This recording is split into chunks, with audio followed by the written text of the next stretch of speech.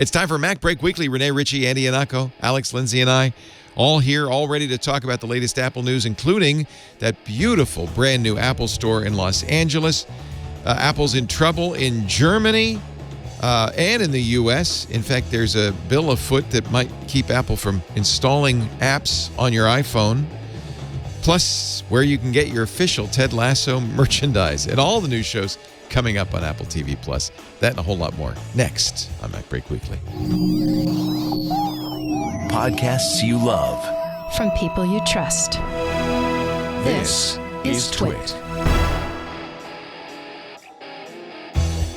This is Mac Break Weekly, episode 771, recorded Tuesday, June 22nd, 2021. I'm the swiper now. Mac Break Weekly is supported by AT&T Active Armor. We rely so much on our phones these days and are always on them, whether it's live streaming content, catching up with the family on weekly video calls, or watching your favorite podcasts. There's no room for fraud calls. Thankfully, AT&T makes customer security a priority, helping block those pesky calls. It's not complicated. AT&T Active Armor, 24/7 proactive network security and fraud call blocking to help stop threats at no extra charge. Compatible device and service required. Visit att.com/activearmor for details. It's time for Mac Break Weekly, the show we cover the latest Apple news weekly. That's why we call it Mac Break Weekly. Rene Ritchie is here from YouTube fame. Hello, Rene. Hello, Leo. It's so great to be back with all your friendly, familiar faces. Nice to see you. You know who else is back? Mr. Alex Lindsay. Good to see you, Hello. Alex. It's good to be here. Wow. Is that an 8K picture you're sending us these days? No, HDR. It is high dynamic range. It's capable of high dynamic range, but no high dynamic range. 090.media, and of course, office hours every day, all day. We'll talk about a lot of office hours. How to join the office hours in a bit. Andy Anako also here from WGBH Boston. Hello, Andrew. Hello. Hello. So here we are, gathered together with absolutely nothing to talk about, but that's okay. Those are the best shows. Those are the best shows. It's fine. No, again, that means we don't have to restrain ourselves. And like if there was a Hollywood movie that is filming literally across the street from one of us, and they're kind of throwing their weight around, and you're kind of annoyed, even though you like two of the stars that are in it, we could talk about that as well. I don't know if that applies to anybody. What is going on in your neighborhood that we should know about? What movie? Let us know. What movie? Do tell us. Yeah. All I'm saying is that, like I've said before, I live in a 300-year-old New England like coastal community. Where So Stephen King movie. Keep going. No, well, again, that is so damn quaint that if the establishing shot of this community were in like the first act of a movie, you know that the subtext would be there is something desperately wrong underneath the quaint facade of this dark New England mystical It's town. a Stephen King's Gilmore Girls movie is what I'm getting from you so far. Right. Okay. So again, it's already almost too effing quaint. But now what do they do? Like they're starting filming tomorrow. Today and yesterday, what did they do in the park right across the street? They decided they needed a damn gazebo there. A gazebo. Well, every part should have a gazebo. gazebo. So who is in this movie that you? Tim Burton. It has to be Tim Burton. Kevin Bacon. Oh, nice. It's being directed by Kira Sedgwick. You have to meet him because then you enter the 6 degrees of Kevin Bacon. Like if you meet Kevin Bacon, you'll be no more than 3 steps from everyone in the world. You're one node. Yeah. You're one node. So Kira Sedgwick is his wife. So it's a husband-wife team. Yep. I wonder if it's that show. There is a show, TV show that he's in takes place in Boston. I wonder if it's a part of, but it's a movie. No, it is a movie. I also found out that I guess the tax advantages in this state are really, really good because there's a sequel to Hocus Pocus, and part of it is going to be filming like maybe 10 miles away from me. The Curse of Living in a Quaint Town. quaint town that's desperate for Hollywood money. That's, yeah. Hey, speaking of Hollywood all I'm money, saying is that if that gazebo is in the dumpster after this is filming, I'm taking it and I'm nabbing it for my living room. I think every town should have a gazebo in its park. I mean, come on, where are you going to have the band play during the 4th of July? Petaluma has a huge gazebo. We do. You attract barbershop quartets, and then what will we be? Sweet Adeline. So you've heard that movie theaters have been closing. People are wondering, what are we going to do with all these movie theaters? The most significant one, I think, is the old Grumman Chinese Theater, which and there's also the Cinerama Dome in LA. But here is Draft House, a beautiful theater in Los Angeles, the Tower Theater. Look at this, that is has been turned into an Apple store right next to the Rialto. Look at that. Good on you, Apple. They preserved the marquee sign. They have Apple's done this in a couple places. There's Coventry Gardens is a pretty gorgeous one in London, as well as there's the one in downtown Paris is quite. Look at this. A couple in New York. Look at this. This is the actual movie theater, and it's the lobby, but they preserved the balcony, put in parquet floors.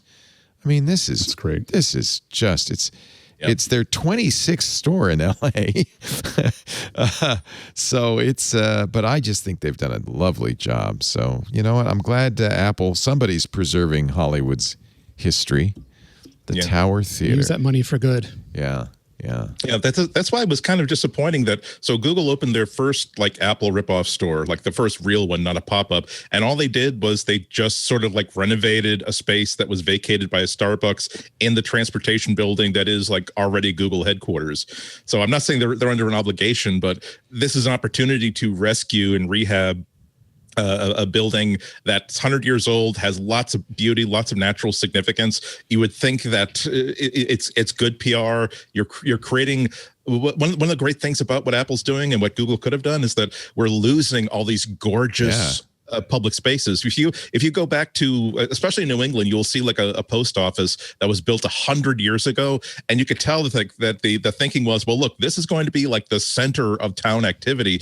It should be it should be a beautiful place to be. The library, Boston Public Library, which we've talked about so much, it should be like a cathedral for people to come and visit. And now, the post offices are just, even the big ones are just where you go to desperately beg a commissar for any information about your dissident uncle who disappeared last week. It's not a fun, interesting place to be. So I love Apple for preserving these spaces where they're not nudging people out. If you just want to sit and charge your phone, sit and use the Wi-Fi for an hour or two, sit and take a class, they don't check your receipts, but it's a beautiful place to be. It's also, there's a resonance because, of course, this is one of the first theaters, I think the first theater that talking pictures were shown. That was the art form, the primary art form of the 20th century, and it's suffering a little bit. At least theaters are suffering a little bit in the 21st century. So it's kind of appropriate that Apple would take this over. Yeah, it says the Tower Theater was the first theater in Los Angeles wired for films with sound. Just amazing. They've really done a stunning job. It actually, I think, looks better than it did in its heyday. to be honest with you, well, we have technological advantages now. They restored the stained glass. Yeah. They restored all of the Rococo plaster touches. They put new crystals on the chandeliers. This is, here's what it's. I'm sure it's a money loser for Apple, although who knows? They make more money per square foot than anybody but Tiffany on their stores. But I would imagine it's a destination, isn't it? Well, and it's a really good. It's also a really good location for Apple, being that it is only about a block from Pershing Square, which is a lot of good hotels right there, as well as it's only probably it's an easy walk to the convention center. So LA Convention Center. I'll tell you what. So I'll be next time I'm in LA. It's a definite must. I'd rather go there than the Hollywood Walks stars. I mean, you have basically Staples Center, Microsoft Theater. It's all in that area, right down there. And a lot of us that have done a lot of production there always wish that there was an Apple store that was close by because we usually need something that we need to grab from it, and to have one that nice there is going to be It's going to be great. Actually, that's kind of a good point. Yeah, people will be running over to get their dongles. We've done it in San Francisco. We've done it all the time. The Apple Store in San Francisco for a long time was 1 block from Moscone, and now it's 3 blocks from Moscone. Right. And there's just constant trips back and forth during conventions. Anyway, that's our top story. But I think actually a great story. Thanks, folks. Yeah, we'll see y'all later. Overall, I think that Picks of the week first. Overall around the world, Apple has done a lot of these that are very avant-garde, or they're taking historical locations and really pushing them, as Rene mentioned in the. I think that I'm going to be in Singapore in January. I want to see that Singapore in the harbor there store, Grand Central Station. Although, Grand Central's amazing. It's like a bazaar. It's like they have everything spread out every night. They have to bring it back in every night, put it back out every day. It's like it's amazing. But this is a little different because they're instead of building their own kind of sui generis, amazing architecture, or putting a store in an existing place like Grand Central, they're taking a theater and really recreating it. Right. And I think that's really interesting. I hope they do more of this. Really great. Exactly like Alex said. I mean, the first Apple store in Europe was another one of these reclaimed buildings on one of the main high streets in the middle of London, which probably would have been turned into a bank or something really, really boring.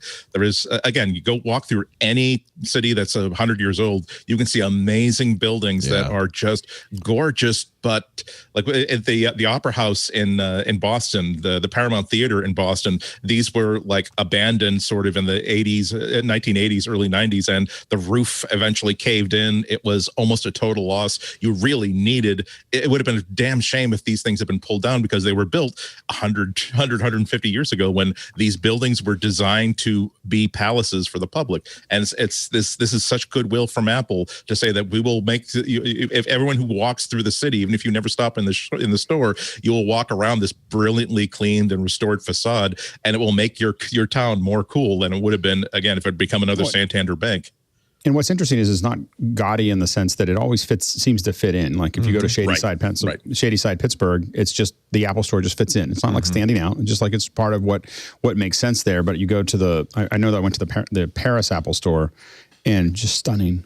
This is the same thing. Opera. Yeah, just unbelievable when you walk through it. So I think this also reflects, and we've talked about this before, Alex, you and I have talked about it, the future of retail. Brick and mortar is suffering, and it's Prime Day today, and I think a lot of people are shopping online. By the way, Prime Day now is not just Amazon, and Walmart's got its deal days, Target, everybody's doing it the same 2 days in June. I think that retail stores now have to be an experience as much as a place to go buy stuff. Yeah, I absolutely agree. And I think that we'll see Apple continue to push more of it. One of the things that Apple does really well is all the support that you get when you're there. So a lot of what draws a lot of people through the Apple Store is the fact that that's where you go to see an Apple genius about something that's not working, or that's how you work through some of those issues. And also, there's a lot of things. My kids go to it all the time because that's how they learn how to use GarageBand, and that's how they learned how to do things with Zach King. So a lot of the free classes that Apple had been providing pre-COVID, and probably go back to soon, drew a lot of people in. So there was kids learning how to do stuff, and adults learning how to do things with their iPads and things with their computers and their phones, as well as tons of support that's going on there. And I think I will be surprised if we don't see a lot of AR activations at some point inside the stores, where you can kind of that would be interesting. I think that it's an easy place for Apple to safely build an AR experience for people. So I think that you're going to probably see a lot more of that. But to your point, providing more than just retail is what Apple's doing. They're providing a physical representation of themselves for people who are buying their stuff from everywhere. This is the Covent Garden store that you were talking about in London. Yeah, it's great. I think somebody in the chat room, Web4373, said that movie theaters were originally designated, especially the Tower Theater, if you look at it, as palaces for the public. Yeah. And he says, I'm worried now because they're palaces to commercialism. I don't know if this is not about commercialism as much. I mean, it is commercial, but I think it's also a statement about what Apple's culture is. I mean, that is a good point. However, at this point, you have to ask yourself, would you rather it be a palace to commercialism that, again, is completely restored and also available for the public to simply enter whenever they want and make limited whatever use of they want? Or would you rather it become either torn down and turned into like a high-rise building to make most profit off of that real estate, or turned into a private business where you have to have a pass key in order to get in and you don't even really much care what it looks like on the outside? You have to take what you can get, unfortunately. Apple does encourage people to gather there, right? I know the new San Francisco store has a garden, basically. They want you to come and eat lunch and hang out, Want right? to be community centers. Yeah. I think this is I think this is great, honestly. Yep. This is I don't think the city of LA is going to preserve this historic monument. I'm glad that Apple would. We were talking before the show about the Queen Mary in Long Beach, which has gotten so run down it's about to sink because the city of Long Beach refuses to do anything about it. I think they might take over and save it. I don't know. Drives a lot of traffic. That's the good news. Now the bad news. Apple facing more antitrust activity, this time in Germany. The Federal Cartel Office initiated proceedings against Apple, claims of anti-competitive behavior related to the App Store, its products, and other services. I would read you the press release, but my German isn't very good. Thank you, Mac Rumors, for translating. We will now examine whether its proprietary operating... I'm not going to read it like that. Operating system, iOS. Apple has created a digital ecosystem around its iPhone that extends across several markets. Yes. Apple produces tablets, computers, and wearables, provides a host of device-related services. In addition to manufacturing various hardware products, the tech company also offers App Store, iCloud, Apple Care, Apple Music, Apple Arcade, Apple TV Plus, as well as other services. The main focus of the investigations will be on the operation of the App Store, as it enables Apple in many ways to influence the business activities of third parties. They're concerned about integration across several markets, the magnitude of its technological and financial resources, and its access to data. It's an investigation. These things take time. Yeah, but they're fighting battles on so many fronts right now. I believe that they've probably at this point put more money into their legal department than they do in R&D at some point, because how can they deal with all of these approaches everywhere?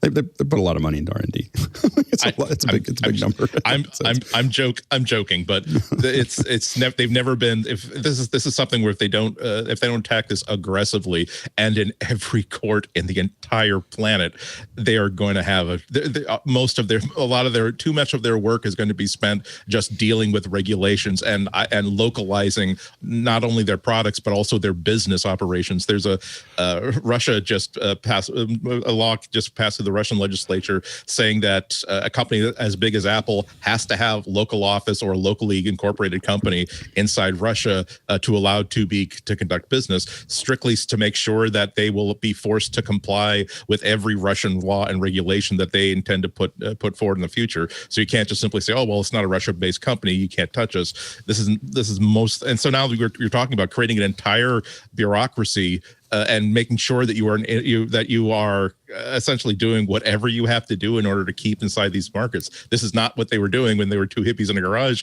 This is not what they're doing when they were a humble $2 trillion company a few years ago that was not facing a whole lot of regulation.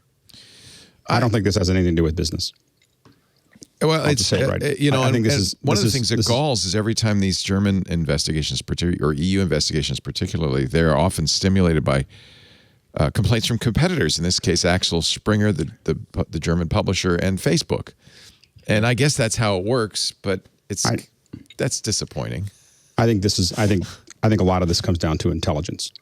So I think all of these things are getting pushed by the intelligence agencies. Oh, this is all about people's privacy. Yeah. Like, let's just make sure they're clear that these laws are not being generated by businesses, or they're being generated by the intelligence communities. are pushing this forward. So the thing is that they're pushing it through their representatives. They're pushing it through those things. But what they want is into the phone. Right. So we can talk about Apple leaking stuff. And that's why Apple draws one line. They don't draw lines across all your metadata. They don't draw lines across your iCloud. They give that over whenever it's asked for. But they won't let people into the phone, and it's making them crazy. Yeah. And so the thing is that what they want to do is figure out a way to break that up so that they can get in. Because once this kind of integrated solution gets broken up, it basically creates cracks for the NSA. It creates cracks for the Five Eyes. So the thing is that what we have to realize is that's what's happening here. Like it isn't about the business stuff. They're using the business stuff. Well, I'd say it's one of the things. I think there's other reasons people are doing it. But there's a lot of push. There's a lot of push coming I'm from sure that's the case. I mean, certainly if the reason Russia wants an office for all these companies in Russia is so there's somebody to arrest. Russia and China are much more overt about what they want, but we're still doing it. Right. But people need to realize that their government is not doing them a favor. Australia is part of the Five Eyes. Right. Yeah. Yeah. I mean, it's just, again, Russia managed to get Apple to change their installer, create a custom homegrown installer just to make sure that they could give exposure to whatever apps Russia government wants a user to actually take a look at, which means that they're probably they're really not that far behind ordering, by the way, this is a mandatory app that you're going to have to push out to everybody. I mean, we've already done this in the United States with certain COVID tracking apps. Massachusetts got into a little bit of trouble because they were pushing out a module of their COVID tracker to people who got it installed, whether they wanted it or not. And these are the sort of things that any company the size of Apple is going to have to deal with on a country by country, and unless federal legislation goes through, on a state by state basis in the United States. It's chaos. Well, in fact, Congress, one of the 5, we talked about this on Sunday, one of the 5 antitrust bills Congress will be voting on is one that says Apple cannot pre-install apps on the iPhone. This was it David Cicilline? I think it was who said. Cicilline was Rhode Island. Yeah, I think that got corrected that Apple can't. I believe that was corrected somewhere else. That they corrected it and said, well, Apple can't not let you delete them. But Bloomberg had a quote directly from Cicilline, who said explicitly that Apple cannot force people to have Apple apps on their device, and they can be removed. The wording of the actual legislation itself is not precise enough to preclude Apple being prevented from pre-installing apps, but that is different from the Bloomberg. Just to point out that Bloomberg originally had the headline that, hey, Cicilline says that Apple is not going to be able to pre-install apps on phones. They walked that back after taking a look at the transcript or whatever again. But the text of the law is still vague enough. It's still being discussed. It's still going to. I think it's going to be debated tomorrow. I think in Congress, the correct subcommittee. So the wording will probably be tightened up. Yeah, I mean, there's a long way to go between this and an actual law of the land. This is the House of Representatives. Right. It then has to get a Senate bill has to get through, and then, of course, they have to do reconciliation. The initial reaction of a lot of people was it's unlikely any of these will get through, except maybe Elizabeth Warren's bill, which has already passed the Senate, which just increases merger fees so that they can do better regulation of it. Alex Kantrowitz, who was on Twit on Sunday, is pretty knowledgeable on this stuff, runs the big technology newsletter and podcast, said he's actually changed his tune a little bit. He thinks it might, just because you've got Republicans and Democrats kind of aligned on this, it might actually get through.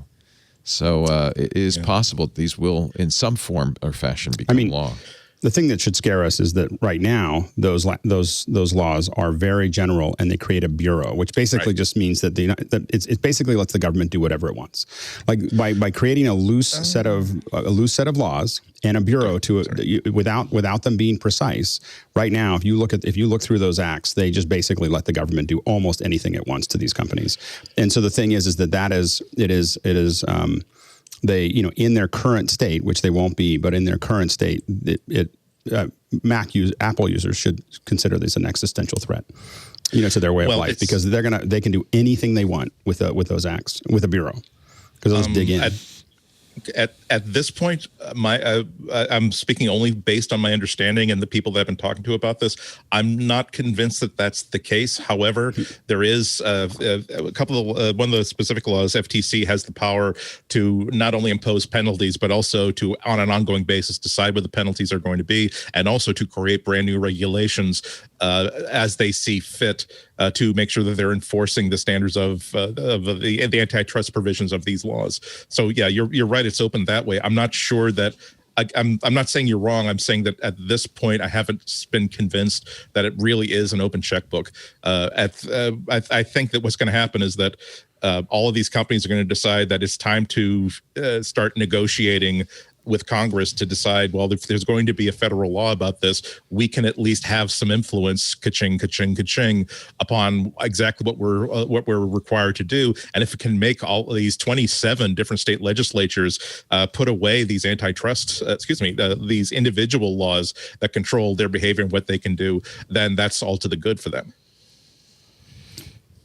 Yeah. Canada is also trying some regulations. There's a new law that could require Apple TV Plus to finance and promote Canadian content. Historically, the CRTC in Canada has had a Canadian content regulation that requires a certain percentage of Canadian content. I'm aware of it because when we went to do Call for Help in Canada, I was the only American allowed to work on the show. Otherwise, it didn't count. If people aren't familiar, the CRTC is like the FTC, but works for the industry, not for the citizens. That's basically how I would describe it. According to Bloomberg, again, Canadian lawmakers passed a controversial bill that aims to regulate programming distributed by media streaming services. Bill C-10 is meant to subject tech giants to the same Canadian content requirements as traditional broadcasters. So Netflix, TikTok, and others would have to have Canadian YouTube content. YouTube creators, TikTokers, they didn't scale it. Originally, the first version said that it didn't apply to individual content creators. And they're like, oh, we'll just cross out that passage. And now everyone's just looking around going, I don't understand what this means. This is your big chance, Rene. Your Canadian content. Get Half the stuff on American television is Canadian content. The entire CW network is Canadian content. It's all filmed in Vancouver and Toronto. What do they want from us? It's so stupid. Well, I'm glad you're saying that as a Canadian. I think it's consistent with what they're doing. I mean, I wouldn't necessarily disagree with. I think it's kind of funny that they do it, but I understand for some of the. I know I'm taking an opposite thing with this one, but I actually think that there is something that countries have to figure out as far as protecting their own culture from the United States. Like I will say that if you're going into that market, I think that I work in Africa, and what you basically see is cultural clear cutting. It's just, because all there is American footage, and it's almost impossible to get your word out if you're an African filmmaker, unless you're in Nigeria. So it's basically American and Nigerian content. And so I understand some of the sensitivities to just getting run over where you don't see anything from your own country because it's all coming out of the United States. Yeah, so, I think that's fair. Yeah. So I think that whether we decide whether they should force these companies to do it, the reality is they're not watching broadcast anymore. Well, in 10 years, no one's going to be watching broadcast, and all of the content's going to come out of these streaming services. So it may make sense to figure out how to get ahead of that in that case. It still has to pass the Senate. That's a long shot because elections coming up and so forth. According to Bloomberg, the bill would effectively add 3 requirements for digital media companies. They have to provide information about their revenue sources, in effect, demonstrate whether it's Canadian content. They should give a portion of their profits to a fund to support Canadian content and increase the visibility or discoverability of Canadian content. So a little maple leaf flag on all of Rene Ritchie's videos would, I think, do the job nicely. And then send them some money. BBC doesn't worry about this. They just make good programs. They just make Sherlock, and they make Doctor Who, and everybody wants to watch those. And Canada makes some good programming too. It gets shown in the U.S. Alex's point is well taken because not everybody can afford or have the reach or have the history to promote local content. So there should always be some affordance to local content, and it should be supported. And I say this as a giant Canadian where our government supports everything, but it seems like a surrender in some ways for Canada to do this, because we just have such a tradition of media. It's like whenever we say, oh, the Olympics have come to Toronto, it finally shows Toronto is a world-class city. And we're like, it's 2020. If you don't think Toronto's a world-class city by now, what have you been doing with the last 200 years of Confederation? Why do we have such an inferiority complex? But I also think that of standing on the world stage. I also think Canadians have always had an inferiority complex. Admit it. So annoying. And they're all sorry. So we're so sorry. Yeah, I have a friend that's constantly telling me, eventually we're going to come down there and take over the United States. Then you'll all be sorry. So good line. That's a good line. I think that part of the reason that there's so much great content coming out of Canada is all these funding sources. Is that the requirements in broadcast that have required it have meant that there's business for folks to do that kind of work, and that's part of the process. Let's take a little break. More to come. Alex Lindsay's here. Office hours are there. Find out more by following him on Twitter, AlexLindsay, or go to youtube.com/office hours. The reach and scope of office hours is dramatic. What are you talking about these days? Downright alarming.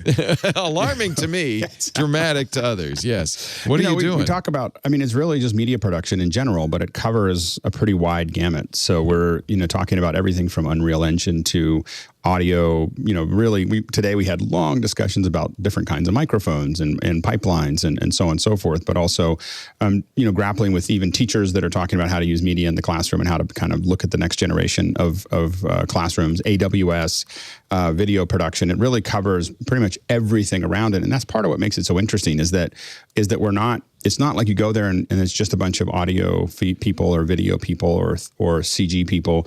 It is people interested in media in general. And you can just listen. We had someone come in this morning, and she's from Adelaide, Australia, and she studies the health ramifications of spaceflight. For astronauts. Nice. And she's like, I started watching. She goes, I don't understand all of this stuff yet. And I was like, yeah, but it'll be yet. And we don't understand what you do either. This is for people, autodidacts, people who just have a really broad range of interests. On Tuesday, you focused on orchestral mic placement. Oh my gosh, and it was really deep. Yeah, it got to be a very, very deep conversation about how orchestras are recorded and why. And we were talking about that in regards to spatial audio. You said, and I don't know, do you now feel the same way, that you don't get as much spatial audio because of the way orchestras are mic'd? I still feel like it's just different, and there's what was interesting about that hour is it really challenged a lot of things where they were explaining why, and the fact that each group is paying attention to the ones next to them as well as the conductor, and how that interplay works, and why it's hard to break that all apart. And so there was a bunch of a really deep discussion about that. And it's not a discussion that I lead, it's a discussion that I kind of ride along with. Yeah. So like tomorrow there's someone who makes a thing for the ATEM. So it switches from that to tomorrow, MixFX Pro, the company that makes this kind of controller for the ATEM software, is going to come in. The developer is going to come in and talk about it and answer people's questions. I like this guy who was on today, Ruthless Audio Review, Greg Kurta from Norway. I don't know who he is, but I like how he looks. Greg is he's got 40 years of Foley experience. And so he teaches, Foley artist. LA. Oh, that's he's awesome. From LA, but he lives in Norway teaching there. But so when you get into like recordings, he was talking today. He was like, oh, by the way, back with Little House on the Prairie, that was right next to a highway, and so we had to add all the sound back in. So you'll get these little stories that show up. Yeah, that John Boy. Yeah. So, wow. So anyway, so you get it's and there's a lot of folks that have there's a lot of folks that are really deep into the industry that are there just sharing what they know. I could spend hours listening to somebody talk about Foley. That's just fascinating to me. Anyway, officehours.global. Your website now has clips from shows and gives you a good idea of what you could expect from office hours, including Andy Anako, which is awesome, and Ellen Fitton. Wow, look at that. Yes. So, lots of great stuff. I, for one, support and encourage our new office hours overlords and remind them that as a tech pundit, I can help to It is. They are taking over. Basically, it's pretty soon Canadian content hell. What's your office hours content? That's what we care They're on about. air more than they're off air now. It's amazing. It's cray. Starts in the morning, continues often throughout Forever. the day. Yeah, there's 2 hours on air, but it starts 2 hours before that and goes another hour or two after that. So it's nice. It's fun, yeah. We're moving to 24/7 and probably later this summer. So it's 26/7. That's really interesting. Wow. It'll be slow content for most of the time. So what happened is people during the WWDC streams that we had in the evening, what happened was people were staying on to our post show until the other one started. Right. And then they wanted to stay on after that for another couple hours. And we realized there's only like 4 or 5 hours left. So we might as well just leave it open. And so we're working on that process. See what so happens. People can just kind of let people come in and out and talk. Yeah. The office hours abide. It's really a reflection of what's happened during the pandemic and everybody's ability to Zoom and tolerance now of Zoom. Zoom is the new broadcasting, really. But I would say that part of it is that makes us. We had ruthless reviews today about our microphones, and on Thursday we'll do our videos. So our audio, but we really tweak. Like, there's a little. Are you rolling off at 120? Can we pull that back a little bit? And like literally, these are like audio folks like really digging in. And then Thursday we'll do the same thing with video. And part of I think why it's so easy to listen to it or watch it is because the audio quality and the video quality is so high. The panelists have play really hard. Yeah. So it looks really good and sounds good. Never had just like this show. a worse experience in my life than doing something for NPR and the difficulty in getting the audio right. They were very, very picky. I thought I was picky. They were really picky. Speaking of NPR, Boston Public Radio's own Andy Anako on WGBH in Boston every week. Thursdays, Fridays, what is the... Usually Fridays. This week it's Fridays at 1. I just found out that there's a good chance that we're going to be back in our studios at the Boston Public Library at the end of July. So fingers crossed on that. You can get yourself a piece of cake, get yourself a cup of coffee. You'll be paying for both because it's not our cafe, but it's adjoining to the studio. You can watch me read my notes as though I'm recalling them from memory. We fantasized when we opened the Brick House, because there was a restaurant next door, about buying the whole building and turning it into a Twit cafe next door, so people could come get a nosh and then come into the main studio. I had many fantasies. Now I'm letting Alex fantasize for me. Also, Rene Ritchie, who lives on the YouTube, that is. He's Canadian content at youtube.com/Rene Ritchie. Truth. Our show today brought to you by AT&T Active Armor. Man, we rely so much on our phones these days. We're always on them.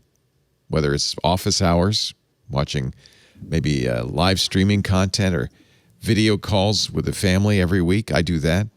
Watching your favorite podcast, perhaps. There's no room for fraud calls. I mean, that's the worst thing when you get the phone ring in the middle of something and it's all about your car warranty expiring. I don't even have a car warranty.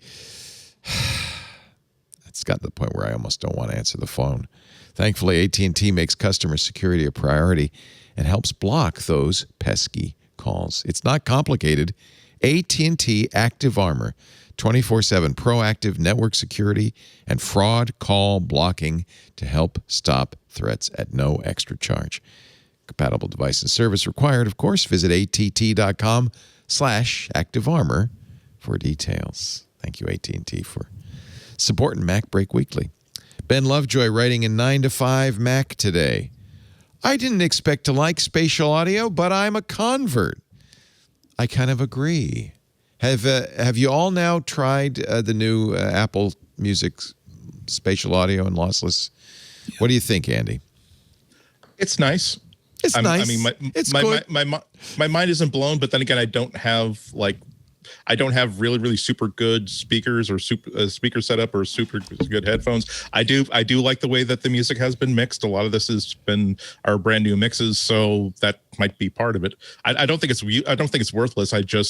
it's not like the first time we went from like black and white Mac screens to color Mac screens. It's not that big for me. Is it though? Maybe the difference between mono and stereo? Is it like the next? That's what I'm wondering. If it's the next step. That's kind of what you've been saying, Alex. Right? If half the artists didn't mix it right, like if half the artists cared really deeply about making it stereo, the other half kind of like, okay, here's the checkbox. Let's go. Like the Beatles. Yeah. Right. I have actually upgraded.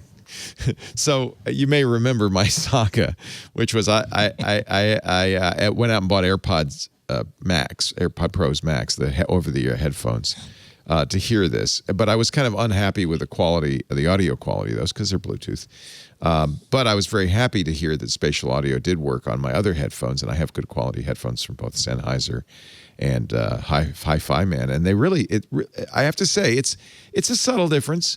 But if I'm given the choice between stereo and spatial, I will listen in spatial. Well, and now I've got to the point where I didn't realize this, but you actually have to have, and this kind of annoyed me, I have a 5.1 surround sound system in the living room for watching surround movies, but that spatial audio doesn't go spatial on that unless you have an Atmos decoding AV receiver. So I actually had to upgrade my AV receiver. I've ordered an Atmos.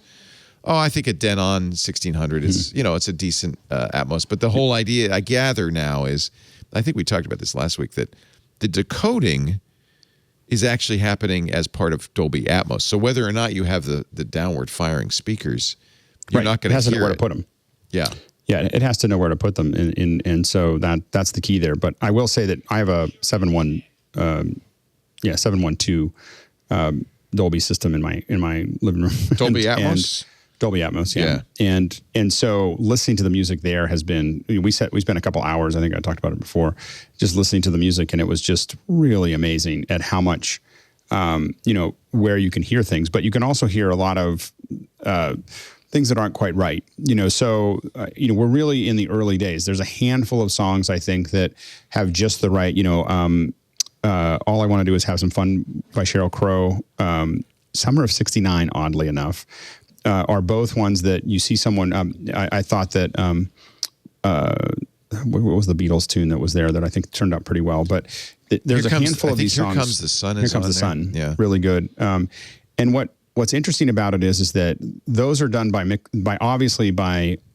folks who've done a bunch of this. And one of the things that's interesting is that people who've done film surround sound, I think, do a better job at doing this because they understand how to use the center speaker. So when people are, if you listen to spatial, if people listening here listen to spatial, you'll hear some of them sound kind of ghostly, and that's because it's a music mix, and they've put the singer into left and right front, and not the center speaker.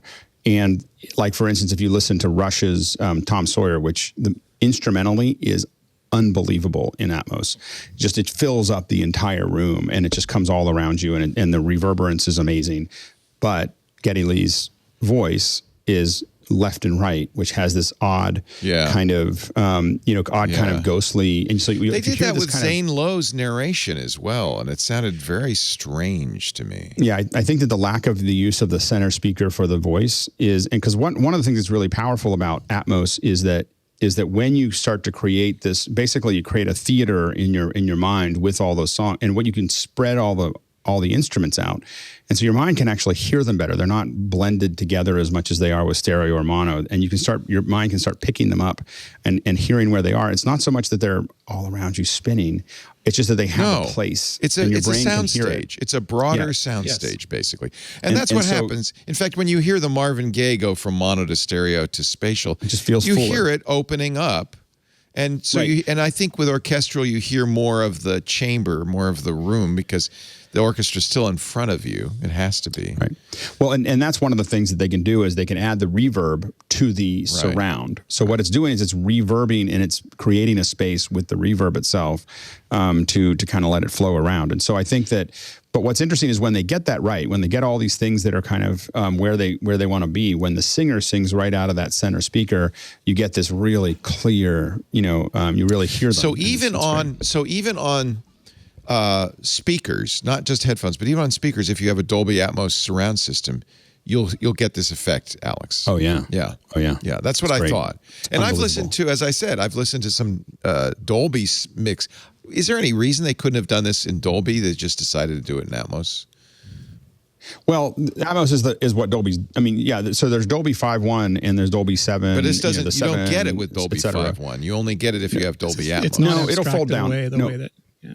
It needs to decode it as Atmos, but it should go out to a 5.1 and a 7. Oh yeah, it does. And the 7.1. But you need a decoder, an Atmos decoder. Right. What I'm saying is, couldn't they have encoded it in Dolby 5.1 and had the same benefits, or no? Well, I think that you what people mostly are doing now is encoding in Atmos because Atmos goes to everything. Current. Yeah. So it'll fold down into whatever, because the issue is that... So Atmos is like AAC to MP3. It's the next generation of Dolby in effect. Yeah, and I was all occupied with the upward or the downward firing speakers. There's not that much in music. They don't put a ton of stuff up there. No, you shouldn't. There shouldn't be a piano in the sky.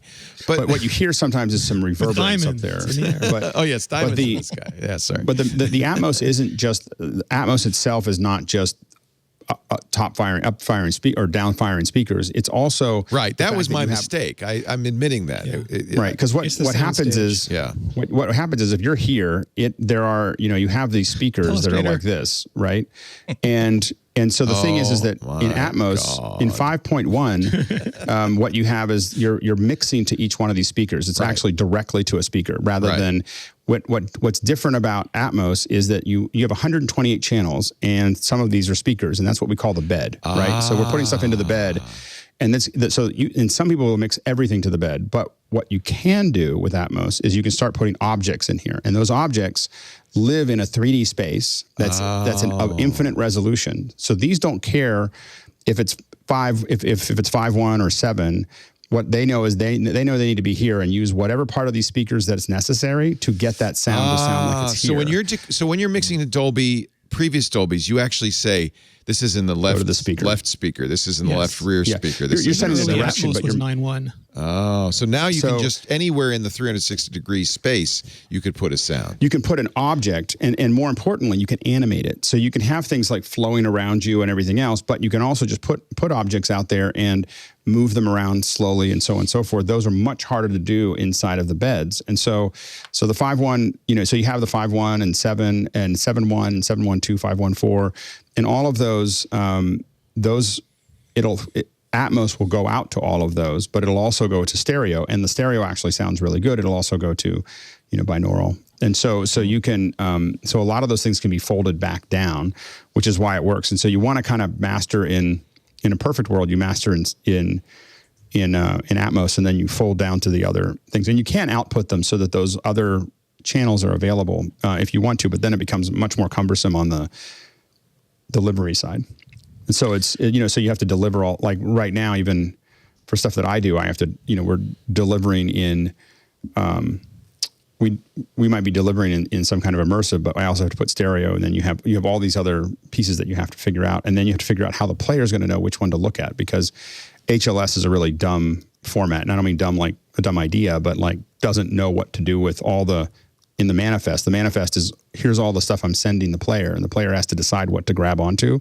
So as you start making that manifest more complex, the players get confused. What am I supposed to be playing here? So here's the question: should everybody? I mean, I guess going forward, you should look for at least for a good sound system or headphones, something with Dolby Atmos compatibility. Yes, I would. Yeah, I mean, your headsets. I mean, everything. I mean, it's going to be something I think that almost everybody's going to want. I think. Well, that's why I upgraded my receiver, because I realized I'm not getting, even though I have a 5.1 system, I'm not getting Spatial. That's very interesting. Yeah, it's interesting. So that's the question. Is this somebody, the audio in the chat room, of what I can see, appropriately named, says Spatial is the 3D TV of audio, yawn. I'm not sure that's the case, actually. The only difference is that you don't have to wear glasses for this. Apple didn't do 3D, so they didn't really push it hard. Right. Number two is that the these companies, the record companies now, they're in a gold rush like mentality. So they're going back to the back catalog, and everything that they've got tracks for, they're mixing right now so there's this chain reaction that has to happen. And this is something that Apple does really well, is that it waits for things to be mature enough to do it, and then it pushes down at the right time. And so Atmos has been out for a long time, but Apple didn't wait. And now that all these other pieces are in place, Apple starts to push really hard. And because of their market force moving forward, all, Universal and Warner Brothers and all these other record companies are all diving into their back catalog to make sure that they're represented the way they want to be, because that's money, people, and so as a result, we're probably going to have a massive catalog of Spatial in the not too distant future. I was really impressed with how much they already have. But I guess we're going to closer to HDR than 3D TV. Yeah, I agree, because 3D TV just never really worked well. You had to wear glasses, blah blah blah. There are lots of reasons. Well, it didn't fit the way the mind works. Right, but the ear don't converge. This is how the ear works. Yeah. This is how you're listening in spatial audio in real life. Yes. So, Andrew, what are you looking at? Do you have a bird out there? He's watching the movies being filmed. He's looking at Kevin Bacon right now. He's 1 degree of separation. You're absolutely right. I do have I have a legit Kevin Bacon sighting right now. Sorry if I wasn't paying close attention. As a degree? Is he footloose? Is he is that count as a degree of separation? Well, actually, it's more like, I would say 20, 30 yards of separation right now. That's hysterical. I'm sorry. I should have been following along your discussion about spatial audio. It's just that I noticed that there was someone kind of Kevin Bacon-y looking, and I just happened to have my opera glasses. You are so funny. Can you point your webcam out the window? The chat wants to. That's right. Because like actually, let's make your camera just be Kevin Bacon cam.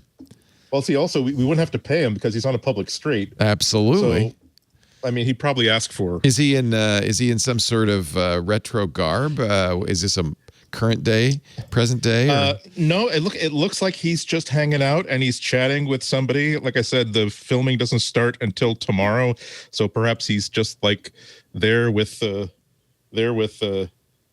lending support. Sorry, I'm not actually. I'm much more interested in seeing Kira Sedgwick, to be honest with you. But all right, she is the closer. I'm sorry. My focus is now on the show. It's now completely on the show. That's your one dance routine from hanging out your window. That's real spatial video, is what that is. That's awesome. That's great.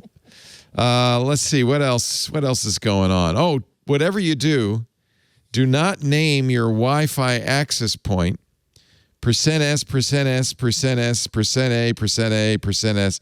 Actually, it's %P, %S. Now, if I say it out loud, are people going to do it? You're not going to. This will break your iPhone. %P, %S, %S, %S, %S, %S, %N. Damn it. Which anybody. I was naming it after my favorite Discworld character. Now, okay, fine. I guess no Terry Pratchett fans in Cupertino. I don't know how this guy, Carl Schau, discovered it, but he named his Wi-Fi access point that, and his iPhone disabled its Wi-Fi functionality. He said neither rebooting nor changing the SSID fixes it. He must have been looking for this, because I don't think you would normally make your SSID be such a strange string. 1,000 humans typing on 1,000 terminals, Leo. Maybe. He was able to get it back, but I think you have to reset the iPhone's network settings. So don't do it, folks. Of course, anybody who's written any C code or maybe Python code will recognize that as a print formatting command. And obviously what's happening is the iPhone is interpreting it as a print command as opposed to his a vacationing SSID. neighbor is just printing reams and reams of paper next door. It's going to come home to quite the surprise. It's wild, actually. When asked what his motivation was to name this his Wi-Fi with this weird string, he said, "All my devices are named after format strings." Which resolved to the F word with poorly developed devices. So he's You sure this isn't a vulnerability for like Linux systems? He doesn't sound like a Mac guy. He's like punking people. 50 years of Nix gets you every time. That's wild. So yeah, I was really tempted to do this. Apple, I'm sure, will fix it. It's actually, I mean, if that does hang it, it's really, there is a mistake in the code somewhere. It shouldn't. Sanitize your inputs, kids. We learned that from Little Bobby drop tables. Yes. Do not try to interpret random strings. I guess that's our public service warning. It's very odd. Just don't do it. Yeah, very odd. Yeah. This was, I wasn't going to do this story until I saw it show up on Tech Meme and Reddit and Hacker News everywhere. The whole world is celebrating that you can now do picture-in-picture support on YouTube for iOS. Whoa! Kind of, sort of. Not really. Applause.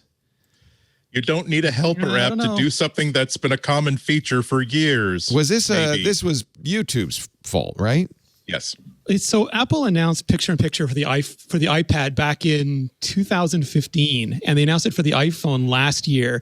And Google is not always the first to adapt new features to their apps, but this one took ridiculously long, and they blocked the basic functionality. People would at first just go to Safari, put a video full screen, and then swipe up, and you'd get picture-in-picture. And Google put an interrupt event in to just crash the view. If you did that, you'd have to go to desktop mode to work around it, or use a shortcut to work around it.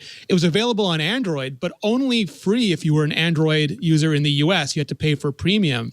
And it seems like that's what they're doing with the iPhone now. If you live in the US, it's rolling out. Not everyone has it yet. Very few people seem to have it, but you'll get the ability to picture-in-picture your YouTube videos for free if you live in the US. Everywhere else, you're going to have to be a paying YouTube Premium customer to use it. And some countries just don't have YouTube Premium, so we'll see how that works out. Yeah. Huh.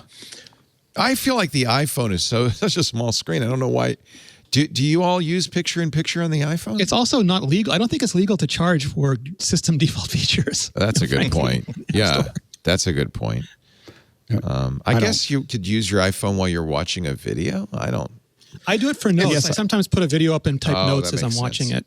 I can see on the iPad or a laptop, but I don't understand on the iPhone. Or you want to watch a video, but also keep an eye. You're on a bus or a train. You want to keep an eye on exactly where you are, where your next stop is. Yeah, I mean, it's a useful enough feature that you want to throw it in and just let other people figure it out. People were very excited about this. I mean, no, again, it's because they've been starved.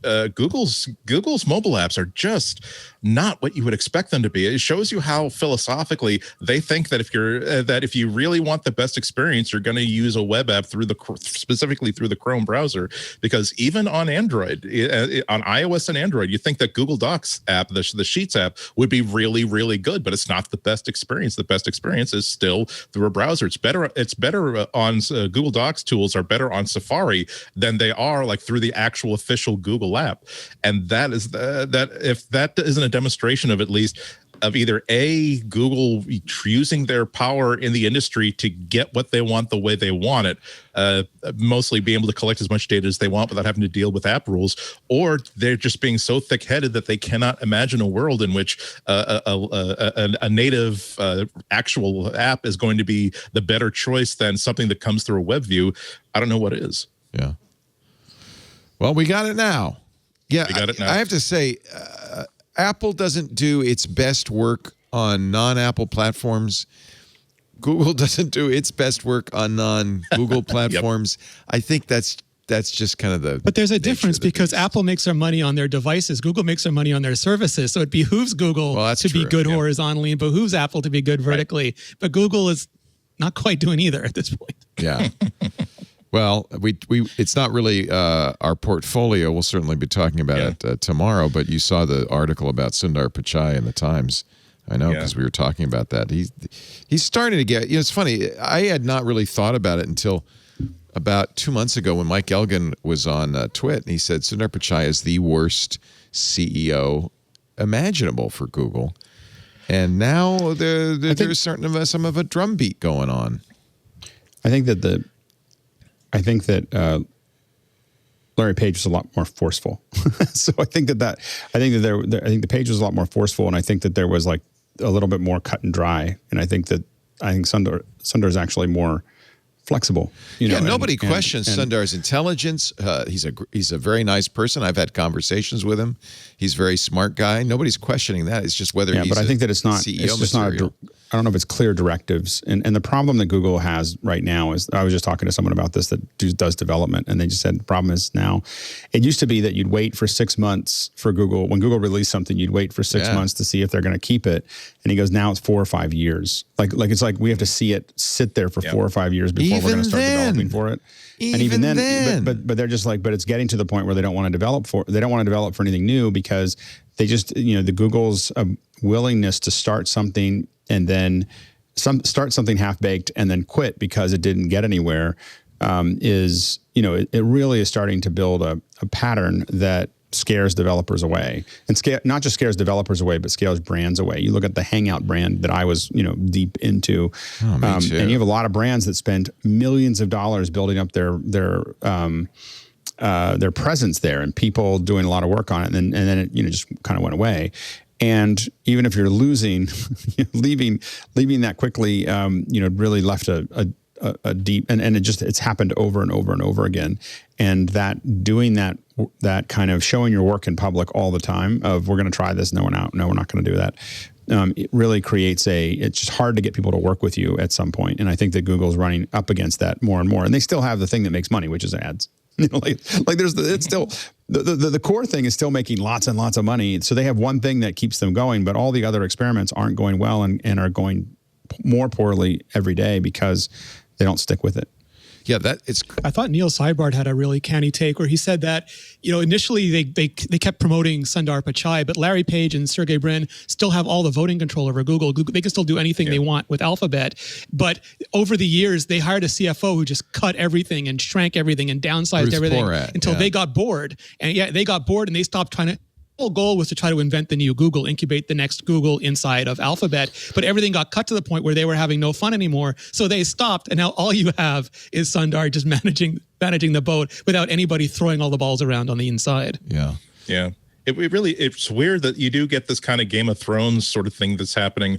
You don't know whether this is actual real distaste with his leadership, or whether this is just, let's put some pressure on and let him feel the heat. The timing of this was interesting because just last month, Wired did a really good interview with Prabhakar Raghavan, who is senior vice president. He runs ads. He runs payments. He runs Google Assistant, and the Wired headline was, Prabhakar Raghavan isn't CEO of Google. He just runs the place, which is the sort of stuff that. If a palace coup is coming, you find that's when the assistant, the regent to the ailing king suddenly gets press about how his firm leadership is felt throughout the walls of the walls of power, throughout Congress, throughout. It's weird, even though it's a great interview because yeah, exactly. It's like we have to make sure that Sundar makes an appearance at the parade, like with his slumped over with his hand just like waving Weekend at Bernie style, reviewing the troops. Oh God. All right, we've got a good team here. We got a great panel, and you know what? Who cares if there's no Apple news? There's plenty of tidbits now. It's the tidbits with apologies to our friends from Tidbits. This is in honor of our friends. In honor. This is the seeds and the stems, the stuff tip of the head sank to the bottom coming up. Actually, are you playing with iOS and iPad 15, iPad OS 15, Rene? I think you are. Yes, anybody sir. else? Yes. Not me, not yet. I thought this was an interesting article today in 9 to 5 Mac. iPad OS 15 makes Instagram and other iPhone-only apps a little less frustrating. Because of the new way that multitasking works, having a kind of a vertical-only app isn't so bad. I haven't even tried this, but now I'm kind of intrigued. Have you tried that, Rene? Yeah, it's totally true, but at the same time, it makes me just incredibly salty that Instagram still doesn't have I still an don't iPad understand app. that, yeah. Yeah, it's just it's baffling to me because it would be such a good experience to sit there and browse and enjoy. And if they want me to shop, iPad has really, really good shopping metrics. I mean, let me shop if that's your core business. If you're gonna supplement creators' income by affiliates, make that shopping experience great. And part of a great shopping experience is iPad support. It's just baffling. And they could get away with so much more by encouraging people to work through a browser instead of through an approved Apple app. So, yeah, I agree with Rene. I don't understand why they're so adamant against making a decent iPad experience or a decent desktop experience for that matter. WB has made, speaking of shopping, Ted Lasso official gear available. You could be really obvious and have a giant Ted Lasso on your T-shirt or mug. You could get a little less obvious by having quotes like "be a goldfish" or "smells like potential" or "I believe in believe." I watched Ted Lasso. I don't remember "be a goldfish." What was that all about? That was from like the first or second episode where one of the rookies was had screwed up because he's missing his homeland, and Ted after he got dressed down by the other people on the field, like Ted brought him over and said, "You know what? Goldfish only remembers things for like 10 seconds. Oh. You know, I think you should just be a goldfish." They're trying to say forget what happened 10 seconds ago, just keep going. Well, apparently it's very popular. There's quite a few, but I think if you're really a serious Ted Lasso fan, you will get the Richmond AFC Richmond personalized jerseys, which no one will get unless they're a Ted Lasso fan. They might just think you. How does Apple feel about this? Like Apple, who's famous for not having their merch available anywhere outside of two tiny stores that's a good point. in Cupertino. The WB owns Ted Lasso. I mean, Apple licensed it from them for TV Plus. It doesn't have any control over this, and they're just watching all these shirts. Are they happy? Does it make them cranky? I don't know. They got to be happy about it. Besides, that's the best kind of merch available. You want the sort of thing like when I wear my Mandalorian blazer. Like it just looks like kind of a interesting but creative looking blazer, and everybody just sort of like, okay, that's the weird cousin or brother-in-law who obviously doesn't dress up that much. Okay, but then like every 100 people, someone will just look at it and just go, "Dude," and I know that I found my people. They know what these symbols mean. I want this sticker for my laptop, but I'm going to cut the Ted Lasso off. I think it's better. It ruins it. It ruins it. It's out of universe. Yeah. Yeah. Just have the sticker for the team. Don't be so brand greedy. Yeah, Apple wouldn't have done that, would they? They would have just had the logo. Wouldn't be so brand thirsty. Yeah. Biscuits with the Boss mug. That's pretty good. I could see these are going to sell like hotcakes or shortcakes, I guess. Shortbread. Yeah. Shortbread. I could totally see that. So, it's their only really big hit, right? On Apple TV Plus. I'd say so. I mean, I can't think of anything else that has gotten the sort of buzz that doesn't surround. Oh, look at this famous. The former star of Friends is now in this new Apple TV series. Oh, this former star of Aquaman is now in this Apple TV series. It's the first one I can think of that is being talked about basically just as a really, really cool show in and of itself. It's nice. I mean, the names that they're getting involved with their series are great because they have a good track record, but this is the sort of thing that they kind of want. A couple of things coming up. Season 2, of course, of Ted Lasso. Season 2 of Central Park. There's a new documentary called Fathom about humpback whale culture. This is one I know you want to see, Andy. Who Are You, Charlie Brown? A documentary about Charles Schultz and the impact of his work.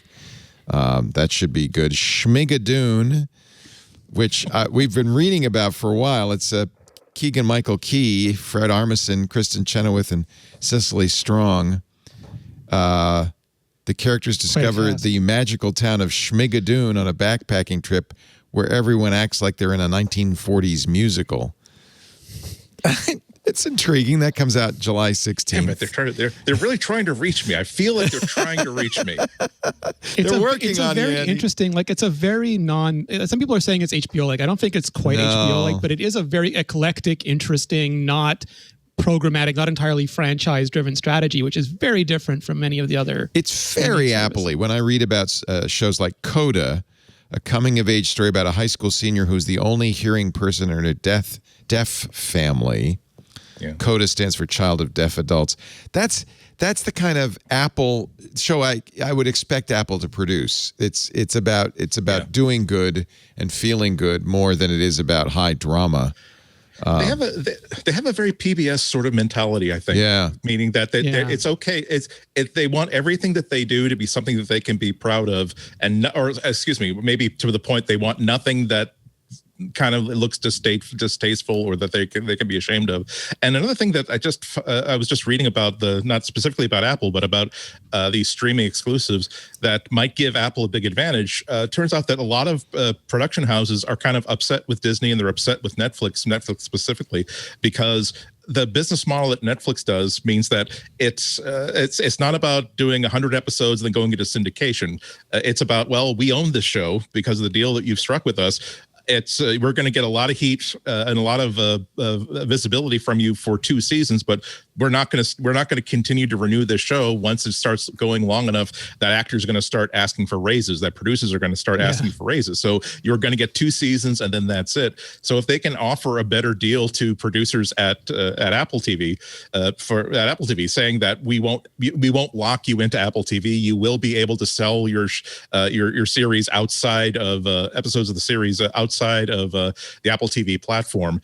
That would be a great thing. I'm sort of in a unfortunate boat. There's a new series on, I think, AMC, so Kevin can blank himself, that I'm super, super interested in. It's such a creative idea, but I'm not going to sign up for AMC or AMC streaming just so I can watch this one show, but I'm more than willing to give the production company $22 to buy the entire season on Google Play or on Apple TV. And once you get locked into these things where the only place to see The Mandalorian or the only place to see this documentary is by getting access to this streaming service, it really does put everything into a castle, and you kind of have to be like Mario and rescue the content at the very, very end, and only to find that your content is another castle. Didn't they announce that Disney's not going to put any of their Marvel or Star Wars shows on Blu-ray or DVD either? You can only ever watch them. Yeah. Which is a bummer, because it's not, even Disney, the bandwidth is great, but it's not, it's probably the highest bit rate of everybody, but Apple and Disney are way ahead of everybody else as far as bit rate goes. But it's still not, Blu-ray, or not what it could be delivered at. And so it's interesting to see how that goes from a quality perspective. I think there's a big race right now, because there's a lot of people, like I now look at the new ones that are coming out, Paramount and Peacock and everything else. And I kind of just go, well, I've subscribed to I have all the content I need. Like literally, I'm just like, I don't think I need to do any more. Now, eventually I might decide to trade and go, okay, well, because I have Netflix and Hulu and Disney Plus and YouTube TV and Apple TV and HBO Max. Those are the ones that I have. I'm not interested in any other ones. Yeah. I'm not looking, like everyone else was too late. You just can't buy another subscription. And if I find myself not going to one, like Netflix, I'm kind of like, every day I'm just kind of like, the stand-ups keep me in for Netflix. That actually was one of the things we thought about with Club Twit can we get somebody to pay another $7 a month, given that all the other subscriptions, And I don't, the jury's still out on that. It's done pretty well. I think we have 3,000 on our way to 4,000 subs, nice. But we really want to get to 10,000 for it to make sense. And we'd like to get 10% subscription rate, which would be about 70,000. So it's pretty low compared to the total audience, but we didn't want to do a paywall. We just wanted to give people a chance to support it, get ad-free versions, no tracking. I don't know. I think the jury's still out. That's a lot. It's $7. I understand. You got to give people an opportunity to fall in love with your content, and that doesn't happen when it's all locked up. I mean, I gave them 15 years. Now it's time to pay up. I had an experience the other day that really showed me exactly how much sympathy I have for people who are running like big studios and running big channels. Because I pick up the remote to like my streaming box, and I see where it's one of those like Apple TV where it just puts everything that's new in this one big bin, and you don't know whether it's a feature film streaming from Disney Plus or from YouTube or from wherever else. And so I see, oh well, here is the brand new Pixar movie one of the greatest animated studios ever. And next to it is, Fran Blanche has a new 11-minute video about getting a vintage Soviet 8-inch high vacuum fluorescent LED display working. And I want to see Fran Blanche try to get that damn thing working, because she's great as an engineer, so it's engaging. And so all this work that went into the story and the development and the marketing are like, we just got pantsed by an engineer in Philadelphia who's doing 11 minutes of really great content that probably cost her all of like $80, if that, to produce. And wow, that's where we are right now. They're on the same footing. And I think that the challenge that they have is that with all the indecision, I know we get into in the family, we get into arguments back and forth about what we're going to watch, and probably one night a week at least, we just end up watching TikTok. What? Like we just go. What? We all just go. I would not encourage that kind of behavior. We just go. It's just easier than trying to figure out what we want to watch. We can't put it on the screen. You put it on the big screen. Yeah, we AirPlay it to the screen. Who's the swiper? I'm the swiper. but I get some pretty heavy push from the kids. Even Dad, we were watching that. No, it's not appropriate. That's usually it. Usually, if it's scientific, my son is like, I'll be like, okay, this guy's talking too long. Like a minute. It's a minute. He's like, I'm 30 seconds into it. I'm more than a minute. It's only a minute. They're going to 3. They're going to 3 minutes now. Oh, are they? But even then, good. Oh, is that why? Because some of them seem like they're going on for an eternity. It's up to 3 minutes now. That's what's been. I keep on thinking that I've lost track of time. Is it already up there? I don't know if it's already, but they announced. I think you're just teaching your kids to have a short attention span, Alex. Just like really, but we watch for a long time. Just lots of different things. It's anyway. So and Instagram reels are 30 seconds. So very easy. Yeah. So they are bringing Jason Momoa's C back. That'll be season 2 of that. And you Marvel fans will be glad to know Dave Bautista is joining the cast along with Jason Momoa. Did they appear on the big screen together? Did Aquaman ever appear with... No, Aquaman and Drax the Destroyer are in two separate universes. Separate universes? Well, the universes collide next season on C. I actually didn't like the morning show all that much, but I will watch season 2. The last 2 episodes I thought were really, really good television. They kind of hit their stride at the end. Yeah. And you kind of want to know what's going to happen now that everything's up in the air, so... I do think that Disney Plus has done a pretty good job of it drove me a little crazy, still drives me a little crazy, but this whole we're going to release them one at a time, because I will admit that on Friday nights we watch Loki. Yeah, Loki's good. I have to say it's different. It's not what I thought it would be, but I thought it was quite interesting. But it's just seamless. And before that we were watching Winter Soldier, and before that we were watching it's WandaVision. WandaVision, and then before that Mandalorian. And so they've got this kind of, they're spinning it up, and what's interesting to see there is whether content will continue to go down the path of, talking to some folks in Hollywood, there's a lot less risk in putting stuff out at 6 episodes at a time than a movie, like than a film, and so. Well, it's also, for a lot of stories, I'm glad they're not doing Dune as a 2-hour movie or Foundation. For a lot of things, I think. Or Sandman, Or Sandman. Having that extra time to show the whole thing is great. As a viewer, I'm finding myself, I rather see 6 hours or 8 hours of character development than 2.5. Me too. I'm not sure how many times. Our tastes have changed, though. Clearly, right? But this is a new medium. But that's because we're spending real money on these. The difference is now is that we're spending near feature level, sometimes feature level money on the episodes. So I think that is part of what makes this not just like TV. I do prefer it's really being shot. I disagree with you on that. Sometimes we'll hold off on a show until we can binge it. Yeah, you can binge as long as you're willing to wait the 6 weeks. Yeah, I know. There's too much. So it's part and parcel of having 6 hours. I also don't want to have to wait a week and try to remember details. Oh yeah. No, I think so. I mean, we binge old ones, so we're kind of working through Lost now. Yeah. But we spent 6 months on Heroes. And watched it every night. Just that was the thing we watched. I wonder what's going to happen. I'm sure producers prefer, and maybe the networks prefer, spreading it out because you can keep the buzz going longer. You can give people more time to analyze it. You can have the sense of what's next as opposed to no spoilers. And so I understand why streaming services and producers would like to stretch it out. I think it's all just to keep you there for as long as possible. When Mandalorian came out, it came out, and then I immediately unsubscribed. Right. I was like, there's nothing else in Disney that I don't own. Are they going to put that out on DVD? No. And you're not going to be able to buy it? Can you buy it? You have to subscribe. So. Yeah, I don't like that. You can buy. Came out on iTunes. No, I think you can buy Marvel. I think you can buy Marvel on iTunes. You have to check, but I'm pretty sure you can buy the Marvel stuff. Yeah, like WandaVision I think if you want to pay for it. I don't know about I don't know about the series, the films. Oh, the films you can't. No, I'm talking about series. Right. No, I think the series are all in the. You have to subscribe. Yeah, that's Mandalorian really isn't available on Google Play. See, that's really interesting. That's kind of a consumer hostile, but business positive. It is, but there's so much like there's an ecosystem that they could build around these shows that we've only seen little hints of. You know, where you see a behind the scenes for Mandalorian, for instance, which has been mostly ham-fisted, like not very great.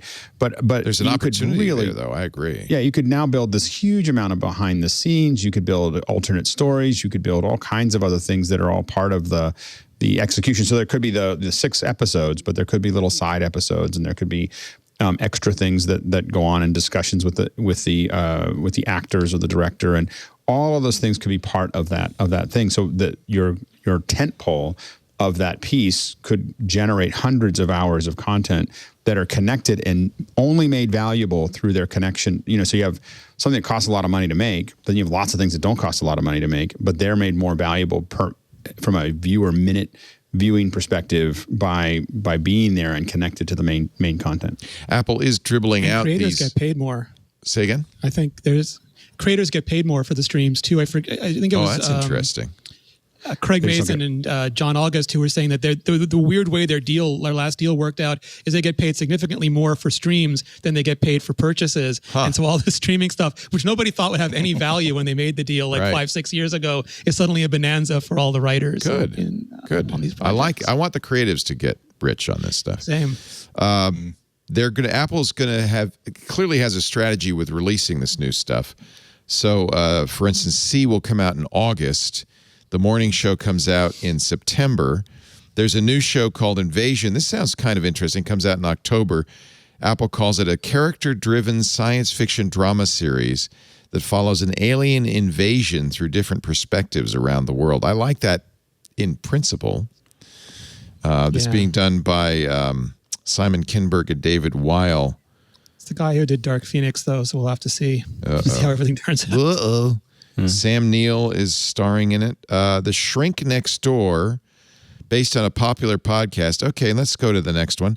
No, I'll just charming Dr. Ivan Hirschkopf, Paul Rudd slowly takes over the life of his patient Martin Markowitz, played by Will Ferrell. Okay, this is the Will Ferrell 8-part limited series that comes out in November. There's very few movies that Will Ferrell and Paul Rudd have been in that I don't like. So yeah, that's a good.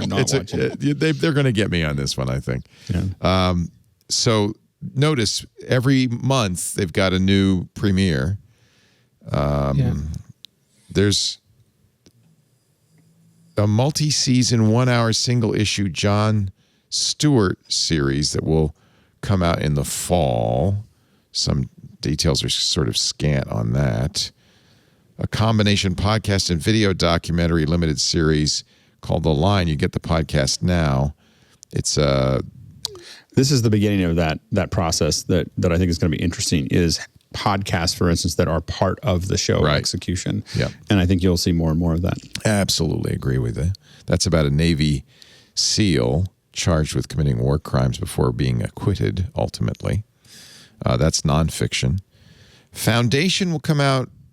Can't wait. We don't know. It says 2021, sometime this year. Yep. I can't wait either. We've seen the trailers. It's funny. In my mind, Foundation is not this giant Star Wars-ish production. It's ineffable, right?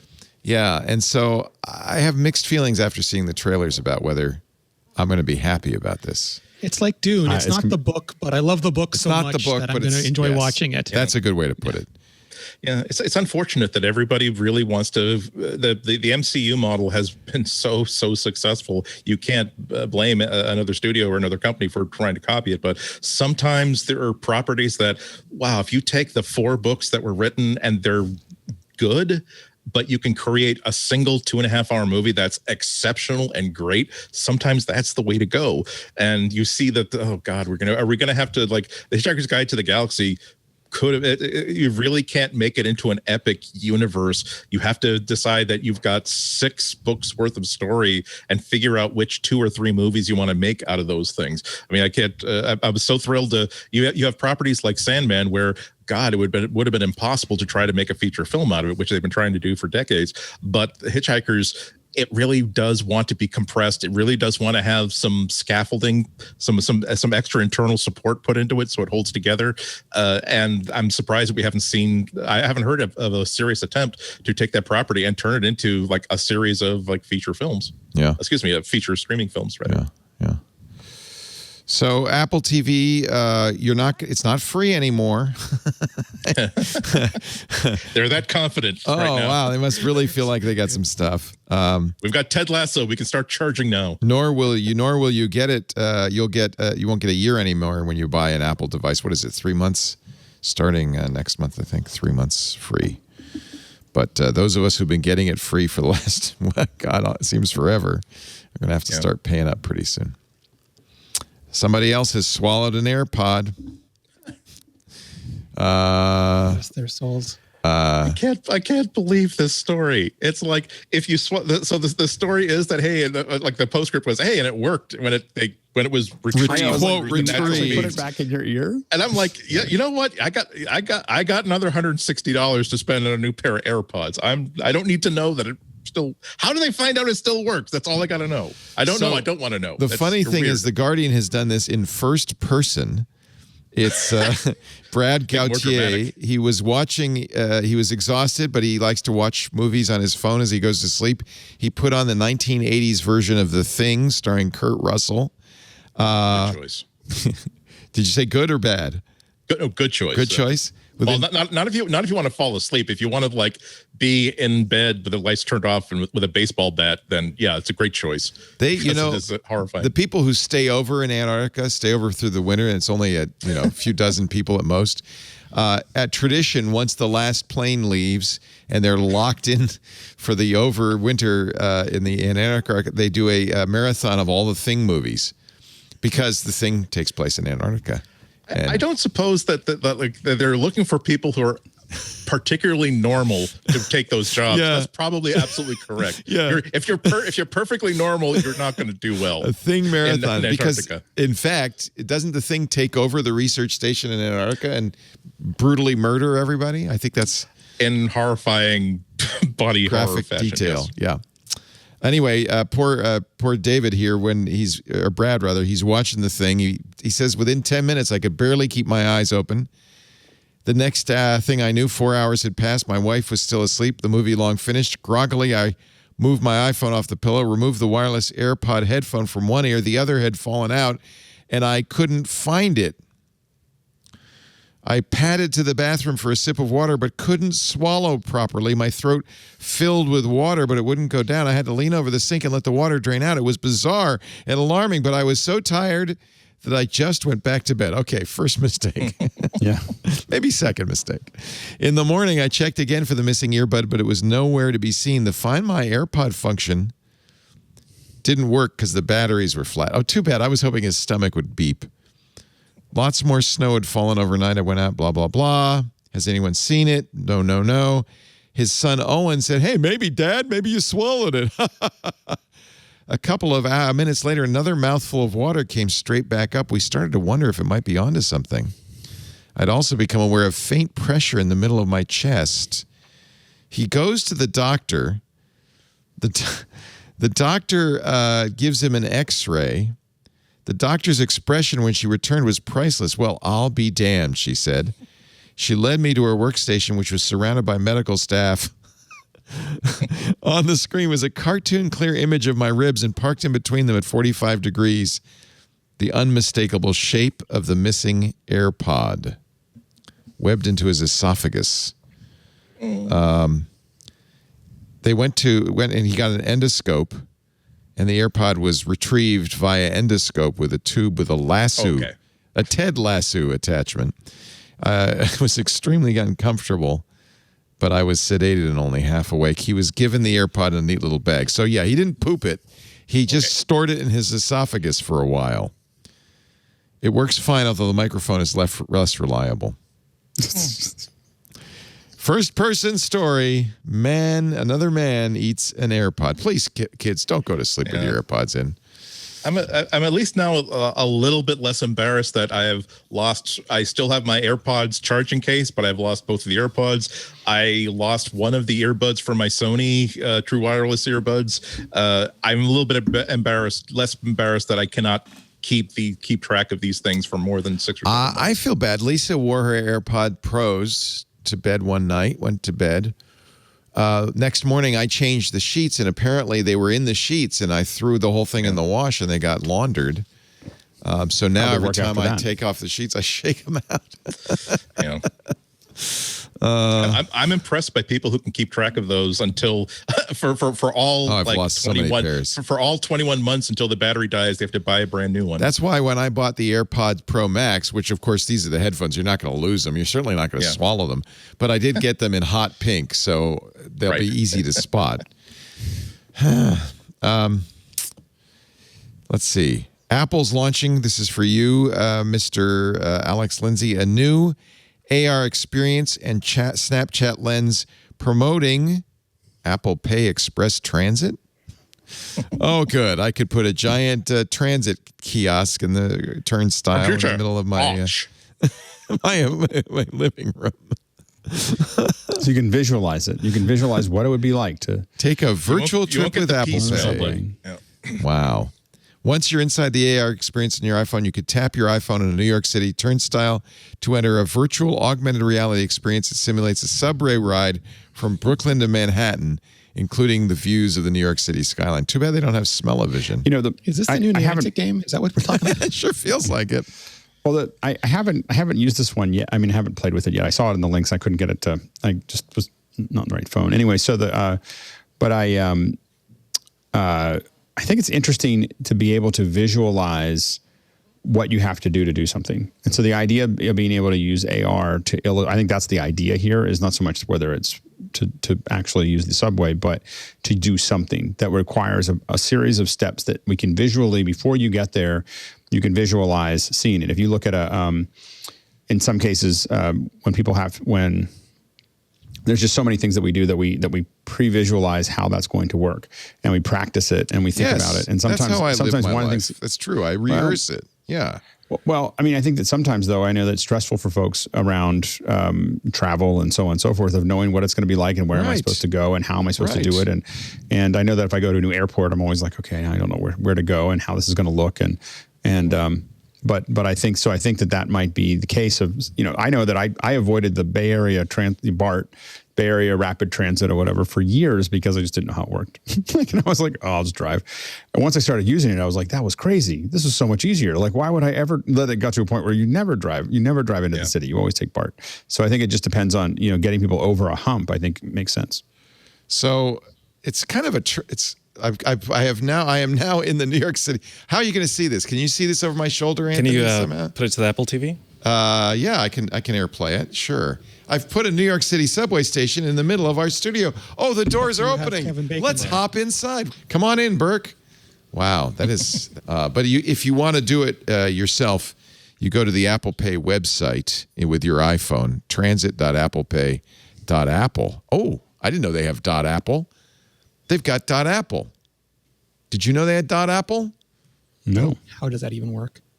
You pay like $150,000 to ICANN. They beat the food industry. Apple Pay.apple.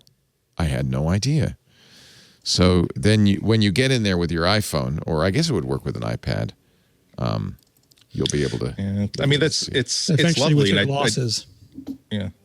I take Alex's point. I just don't know if this is the best example of that. I don't know that that's better than just simply having like a 2D experience where you can navigate like it's a video game. I'm trying to imagine holding the phone is the thing I need to tap to get through that archway. I'm trying to figure out whether it would be easier for me to envision that with having to look at this phone and keep the way the phone is not only the tool that I'm using, but it's also my view on what I'm actually doing versus here. Fine. Here is a VR. Here is a not even a VR, but it's like a gamified version of this kiosk. You've got your phone in your hand. Here's what you're going to see. If you want to zoom in and take a look at what that touchpad looks like, here's what it looks like. Here's what the confirmation display on that kiosk is going to look like. I wasn't really impressed with this because it just really felt like Apple trying really, really hard to make AR a thing without yet making the real case for it. It reminded me, actually, now that I think of it, it reminded me of the first examples they were giving of QuickTime, where they were showing me, oh, look, now when you have a word processing document, you can have a video of a rocket launching in the middle of in the place of a paragraph. And well, I've never wanted to do that, and I don't know how many copies of this page I'm going to have to print to make the animation come through. I mean, and for that reason, it took me a little while before I realized exactly what a big thing QuickTime actually was. I think that Apple's in the same place with AR right now, where this is nice. It's a nice technology demo. It's fun. I'm just not sure if I was trying to teach people to get more accustomed to here's what's going to be like to navigate the New York City subway system. I'm not sure that would be the most advisable, most rich experience they can give them. Well, you know what? There's times, for instance, when I've arrived at airports in foreign lands like Dubai or Cairo, where I think it'd be kind of cool just to kind of know what my path is going to be getting off the airplane and walk through it. I think that would be kind of neat. But that's a very specific, limited use. But would it be better with? I mean, I'm sure, before I go to like a different city, if I'm going someplace, I will use Google Street View and actually walk the route from one place to another. Exactly. And I don't think that AR would make that any better than simply having a flat experience in front of me. No, if I'm just trying to familiarize myself with the way it goes. Yeah, I'm just trying to look. Yeah, exactly, because I can't read the signs and stuff. And I mean, this is really what our kind of what's cool about having handheld technology is, you can read signs in other languages. Follow the little fox around the streets. Yeah. Yep. Yeah. It's pretty cool. Another Google. That's another problem with Google. They give us these great demos at Google I/O, but they don't actually. I'm waiting for my damn fox. I want to follow my fox throughout the street, and I want to be able to take a picture through a chain link fence and have the chain link fence go away. How about that 4 or 5 years later? Sorry. I think we can do that. Sonos is pissed off. I'm sorry, Sonos, about Apple adding Siri to third parties using HomePod. This is just yet another company saying, you really ought to regulate these guys. Yeah, only they're not big enough to throw their weight around like Facebook and Apple can when they're facing stuff that they don't like. I don't know. It's such a cheap thing to do. Apple is not even baking Siri directly into these devices. They're just simply allowing these devices to act as a microphone that passes something on to a Siri device, a Siri powered Apple device at some place on the network. So it's just sad. The Sonos's chief counsel is testifying in front of Congress right now in the hearing titled "Protecting Competition and Innovation in Home Technologies." Eddie Lazarus, Sonos chief legal officer, says the battle for the future of the smart home is upon us. This is from the company who basically killed off their earlier generation while everyone still owned it. Yeah. Like, this is exactly why we shouldn't dig too far into Apple, is because Apple doesn't do that. And as a user, like I would never buy. I mean, I have 14 Sonos amps that don't work. So I'm not going to buy any more Sonos. Like, I'm not updating it. So but that's also why, as a user, I think that we talk about competition, and I think that we need to keep on going back to what is the user's right to have a seamless experience. And the thing is that we're buying into the ecosystem. We're the ones paying for it. Like, we paid for the hardware, we paid for the software, and we have an expectation as a user to have a certain level of experience. And these bozos in DC want to try to basically take it away from us and make it in the name of competition. It's going to do is it's going to fragment the market, and it's going to make everything harder for us as the user, because they have some high and mighty plan for this thing that isn't going to work, because it never does. fragmenting the market never makes it better for the user. Yeah. Also, Google was able to acquire a mapping company back when no one was interested in digital mapping. As a result, we're no longer spending $50 per month for access to street level maps. Right. We get this; everybody gets it for free, and that's benefited business. That's benefited individuals, and for them to decide that was a bad idea. That example was not a bad idea. That was very, very consumer and actually business positive for everybody. A German Apple fan has decided to make absolutely perfect reproductions of the Apple One operation manual from scratch. His YouTube video. He is RetroPlace on YouTube, recreating the Apple One operation manual. Wow, here's to a the level crazy of ones. detail. So apparently he has a kind of poor quality scan, which is pixelized. So he's going through it, carefully adding he found the right font, I guess, which is a typewriter font, and he's carefully adding, even kerning it to match, so that we can someday, you too can have a perfect reproduction. The problem is, a lot of us would buy that. I'll buy it. I'd buy it. But that's like for me, that's like a coffee table book. like to have the actual manual perfect and be able to say, oh, it was perfectly. Yeah.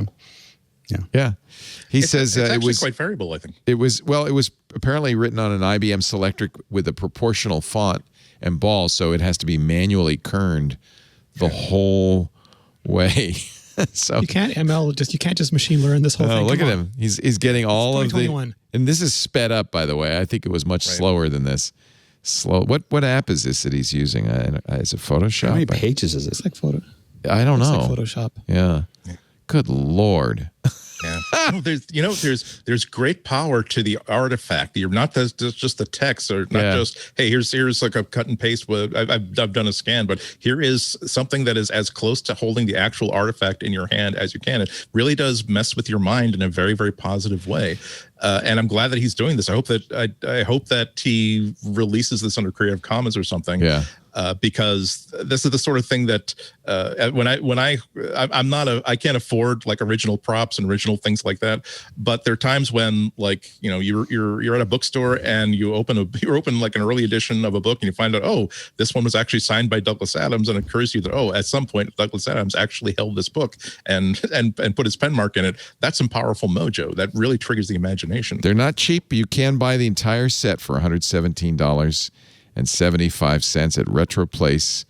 I got that on me. Look at that. That is pretty darn cool. This is the cassette interface. Yeah. Oh God. Look at that. And here's an ad. This is really cool. This is really cool. Yeah. Retroplace. Yeah. That's you know what? He deserves that money, 99 euros, because that's a lot of work. Yeah. Yeah. Everybody has a passion about one thing, and everybody has this one thing that they have the patience to actually endure and make it right. And this person decided that we need an accurate reproduction of this manual, which wouldn't have existed had he not had this passion and this determination. For other people, it's going to be something else. This is why a lone individual has the power to make the world better, or more interesting, or more, or give more texture to the world. This is for a mere 10 euros, you can get this full page ad for the Apple One computer. Yeah. Wow. I just want to give them some money, really. Yeah. I might buy that. It'd be fun to buy this and make a poster out of it. Yeah. I'm glad that there are just a big thank you note. Yeah, no kidding. There are a lot of people who are taking upon themselves that have like old copies of like Dr. Dobbs' journal or proceedings of the IEEE, scanning them and putting them up there so that people can actually see all of these documents in context. One of my prized possessions is the 1975 proceedings of the IEEE conference, where so much stuff was introduced, and to be able to see, well, okay, yes, Apple exhibited, and their address is like 1258 Morris Avenue in some suburb. And the other stuff that's being talked about is that here's how to get ASCII working on a multiplex keyboard. This is the world that this thing existed in. Catalogs from 1976, 1977. It's all of this context stuff that we're kind of missing out on by simply glossing over all the details of history. So this is why it's really important to honor and protect this stuff.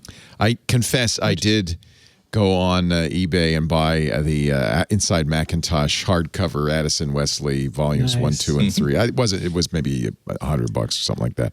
But I had the originals. Actually, I think I had the paperback versions and used them in my early days of programming. And so it was really, and you know what? It's really well-written documentation. It's really good. I just want to preserve all the star charts so that in the future, the universe won't believe that. So in the future, all our descendants won't believe the universe was a myth. And they can no longer see it. It makes me so sad. It'll all be satellites all the way. They'll be too far away. They'll never see the universe anymore, and they'll just think that we made it up unless we preserve There's no stars out there. It's just a bunch of satellites. No, it's just our galaxy cluster. That's the only thing that exists. Turtles all the way down. So limited. Kids, I think we should prepare our picks of the week. What do you say? You ready? You ready? Get ready. Let's do it. Picks of the week time. I'm going to start because I rarely do a pick of the week because I always want to give you guys as much time as you want. But as you know, I'm kind of a nut about note taking, and I'm always looking at new note taking technologies. And this one caught my eye. I've been using Notion for some time, which is hosted on their servers but it's a really neat thing. This is an Apple only version, iOS, iPadOS, and macOS. It's called Craft. And it's pretty impressive. You could try it free for 2 weeks, and then there's a subscription. They even have a web editor now in beta. I was accepted into the beta very quickly. It's very much like Notion. It's kind of a pretty note-taking app that gives you a lot of capabilities. It's very fast. I just think it's, I want to share these with people because note-taking is the hottest thing right now. I've been using an open source, or not open source, but a locally hosted program called Obsidian for quite a bit. But I like Notion. I really like how pretty Notion is.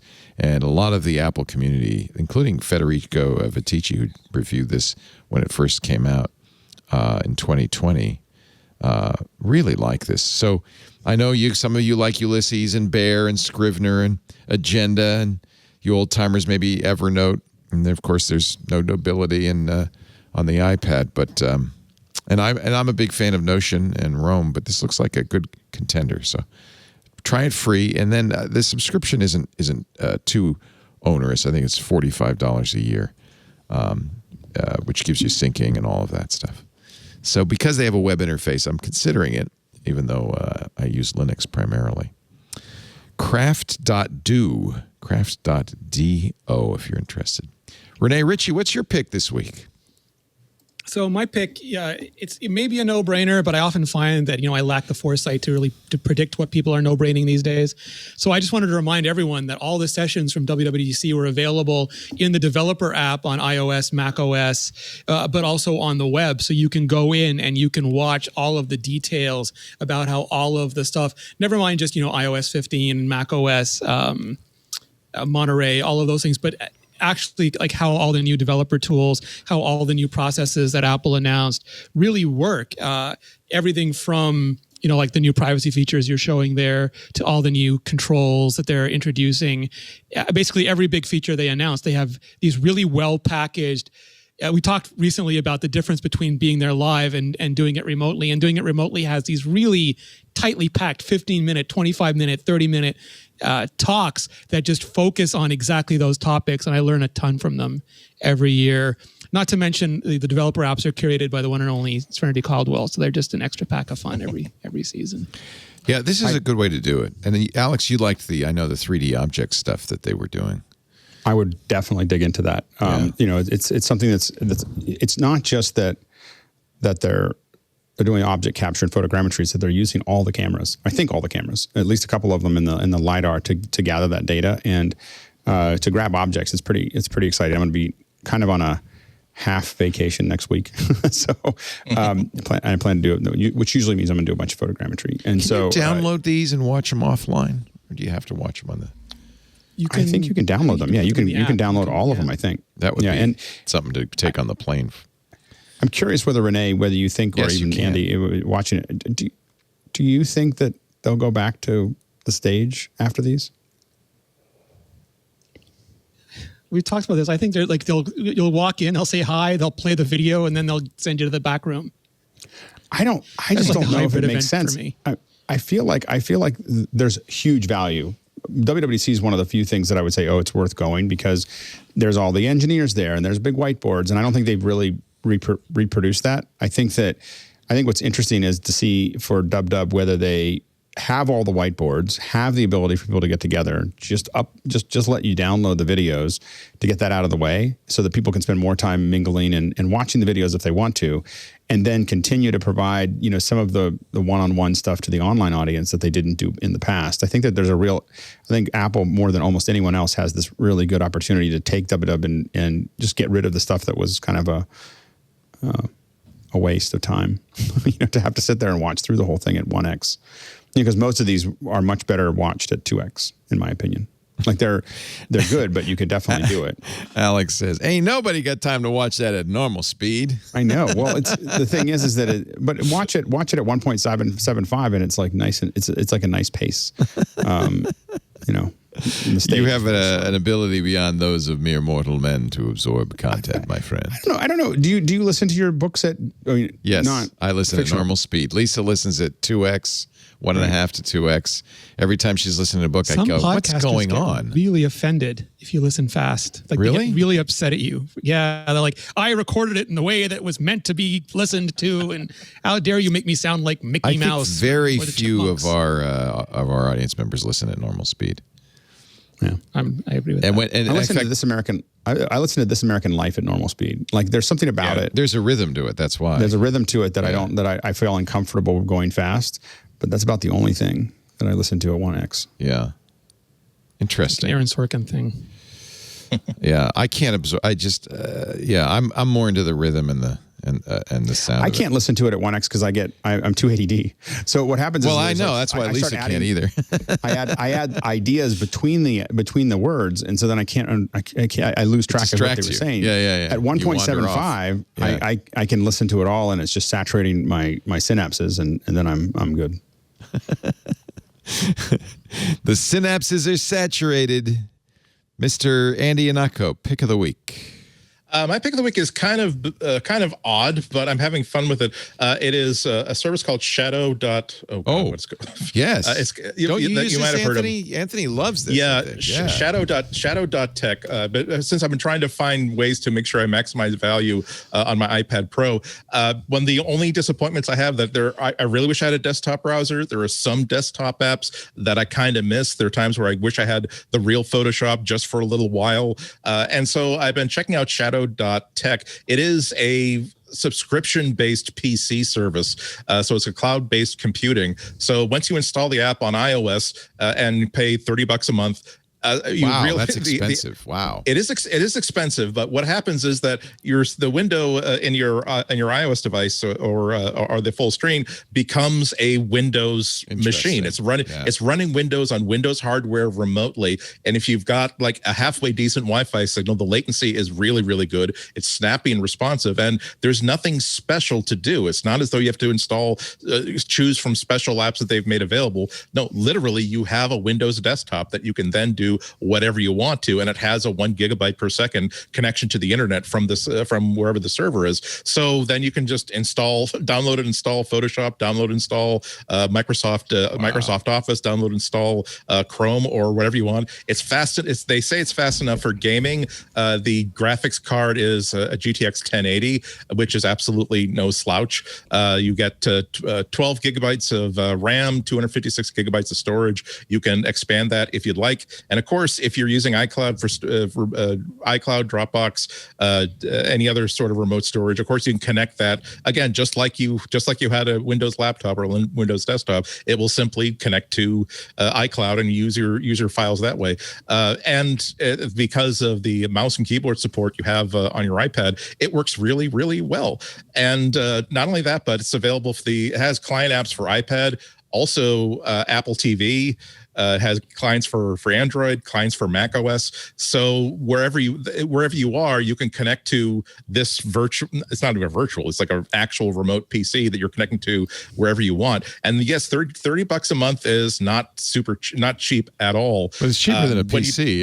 That's $360. When you do the math, if I were to build a PC with the specs, this is sort of like it's a Xeon processor, but it's I'm guessing that it's kind of like a high-end i5. It would take about a couple years, maybe 3 years, including the graphics card, like at MSRP prices, to get back the cost of what you would have spent on a PC. But the other thing is there's no contract involved. So if you just need this for like a month worth of travel, you can just simply subscribe and then cancel after your first month. This might solve my Valheim problem when we go to Hawaii. Yeah, I haven't done much gaming on it because I'm not that much of a gamer, but the spec says that it does support 4K 60 frames per second. It was originally propositioned a couple of years ago as a streaming gaming platform, and on the side you could also do Windows stuff on it. That's how I first got interested in it. I actually had to update my account because I hadn't used it in like a year and a half. I wasn't paying for it, but had the account enabled, and I'm actually using it for real stuff. It's very, very credible. The minimum requirements are 15 megabits per second internet connection, so I can just about use it on my Wi-Fi hotspot. If you've got better mobile internet speed, it'll work fine there. But yeah, it's got me sort of interested in particularly if you have a $50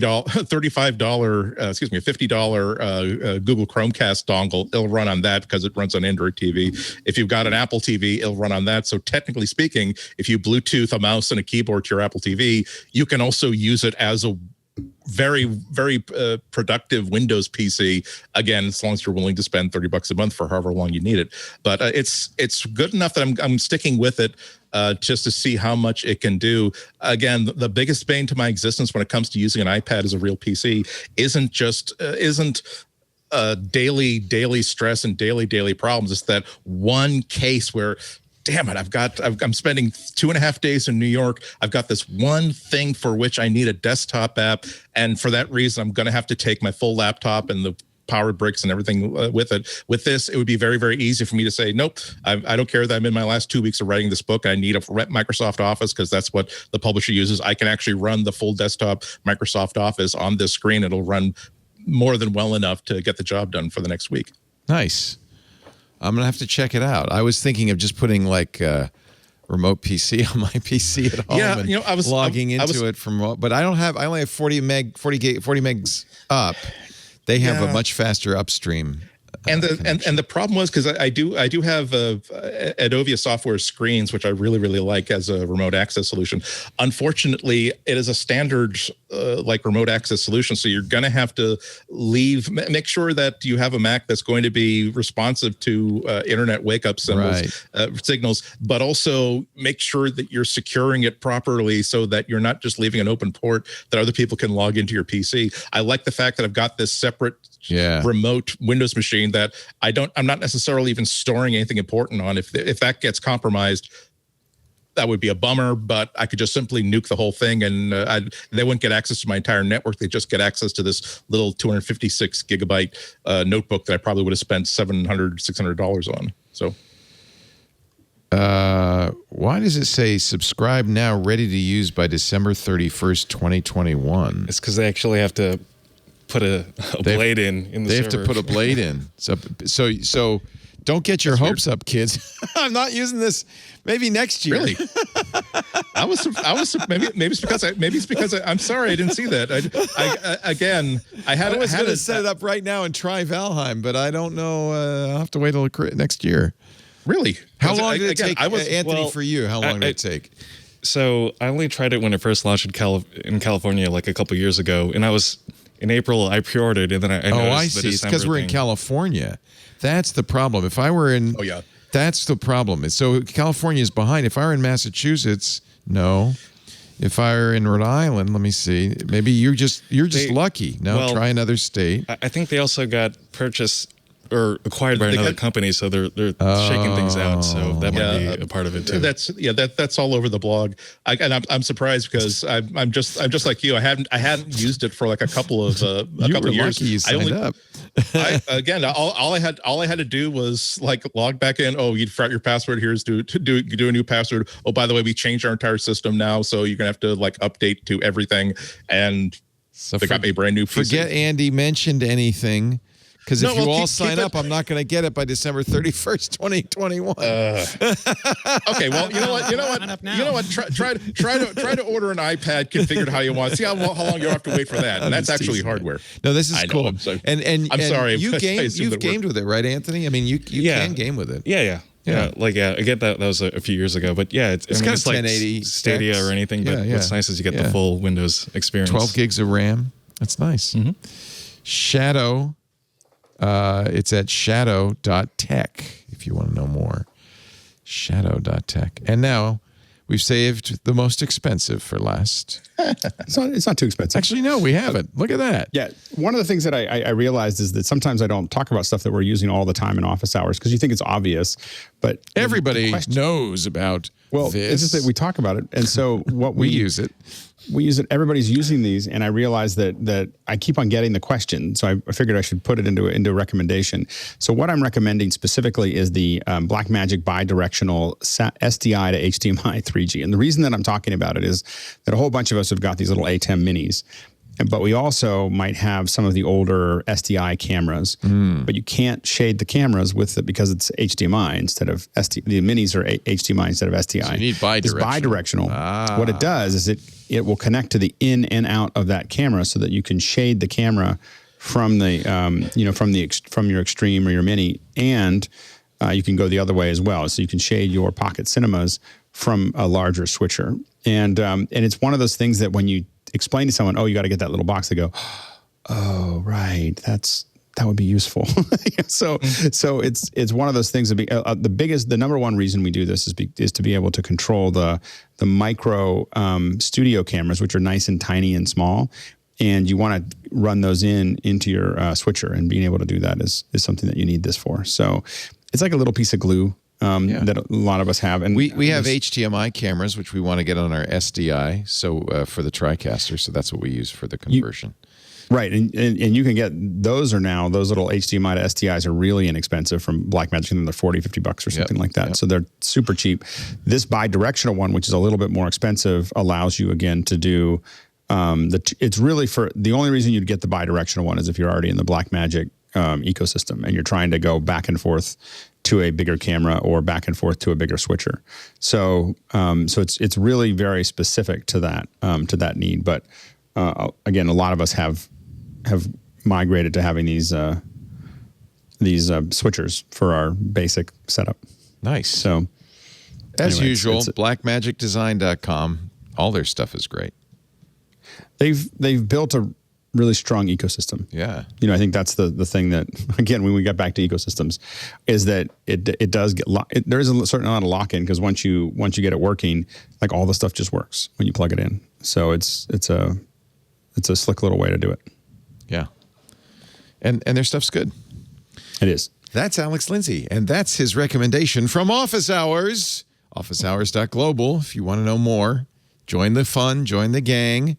He works for 090.media, and he, of course, is at Alex Lindsay on the Twitter. Thank you, Alex. By the way, some tests I did last week that were kind of fun that are just floating up there on my YouTube page are HDR tests, stream tests to YouTube. So those are HDR 10. So if anyone wants to see, if you have a phone that can see it, or an iPad or a Mac that can see HDR, you may find. If you don't, it'll look kind of dull. It'll look like but this. If you do, look like my backyard. But if you scroll through some of those, you'll just see me throwing. I'm going to throw a couple more of those up here and there. Shot with a Blackmagic, no doubt. Pocket. This is an Ursa. Oh, Ursa, a Blackmagic Ursa, and then it has a PQ for the geeks out there. It's got a PQ LUT, and then that LUT goes into an Elemental UHD link that has a 10-bit uplink to. And that first one Yeah, there we go. It got fixed. I was going to say the first one I didn't have the LUT on. The LUT was at the very beginning. So that shows you what a LUT does. So this is the S-Log, and then this is with a LUT applied. All of a sudden, it looks right. Yeah. Nice. Yeah, and there's still a little issue with the sky there because my Mac CLL wasn't right, but I'm working on that. And but these are tests. I actually bought the only reason that exists in my backyard. I was going to say this doesn't tests. look like something you'd buy, to be honest. No, it's colorful with little things. It's got specular highlights, HDR. Man. And when it spins, the reason I got it is because it lets me do tests with motion blur with those things with the little spinner. And so so anyway, but I'll be continuing to post these. I've got this new what's called an elemental link that is UHD 10-bit 16 channel, and so you'll see little things pop up on my YouTube channel. That means you can stream them live. That's cool.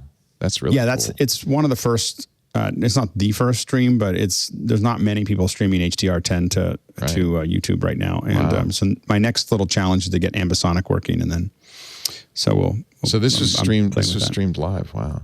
Yeah. Not recorded, but streamed live. Yep. Wow. Very cool. Very cool. Alex, you're amazing. That's youtube.com/Alex Lindsay, LINDSAY. Andy Anako is from WGBH, Boston Public Radio. He'll be on in the library soon, but you can hear him on Fridays. Soon enough. Yeah, soon enough. IHNATKO.com. Rene Ritchie. Close personal friend. Love you. Aw. Rene Ritchie, youtube.com/Rene Ritchie. What are you working on these days? I just put up an explainer for how Apple's private relay service works. I went into all the details, and now why it's not a VPN, why it does things very differently. And now I'm working on, I also explained the YouTube thing, but now I'm working on. Yes, I love your reaction shot. You got it. You got the great reaction shots going here. That was the frustration of a Canadian. Yeah. It's I'm doing funny. Universal Control next. Oh, good. Oh, I can't wait to see that demoed. I'm very excited about that. There's a lot of really good security and privacy protections there to make sure, I can't take over Andy's Mac, without permission. Yeah. All that sort of stuff. And it looks like you had anytime. You had Kevin Lynch on, which is very cool. That's great. Yeah, Kevin Lynch and Deidre called back. Kevin Lynch is VP of Software at Apple, mostly in charge of Watch and Health, and Deidre is product marketing for Watch and Health.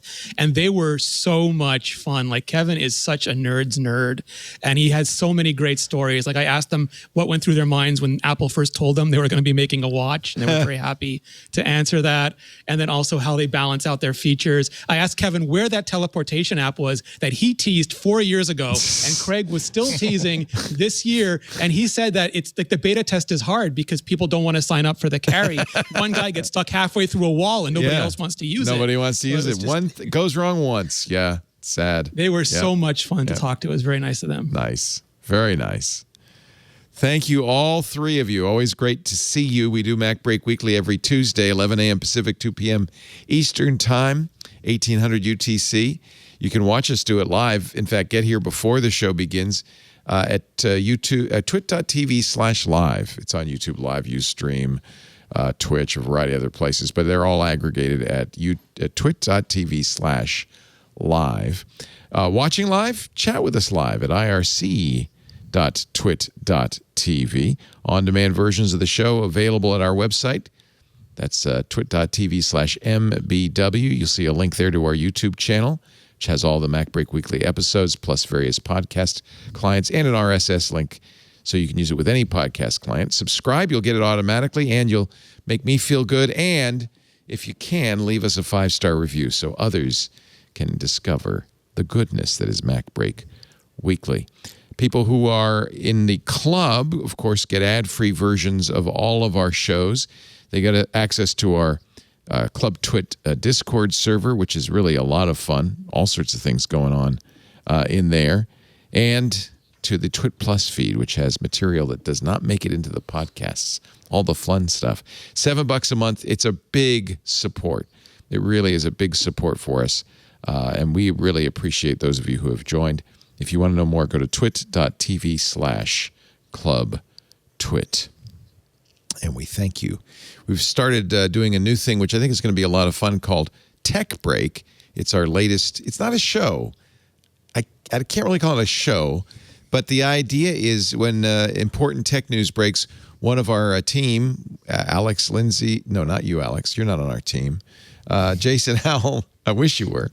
Micah Sargent, myself, Ant Pruitt will jump on, put something out on our Tech Break feed, twit.tv/TB, if you want to subscribe.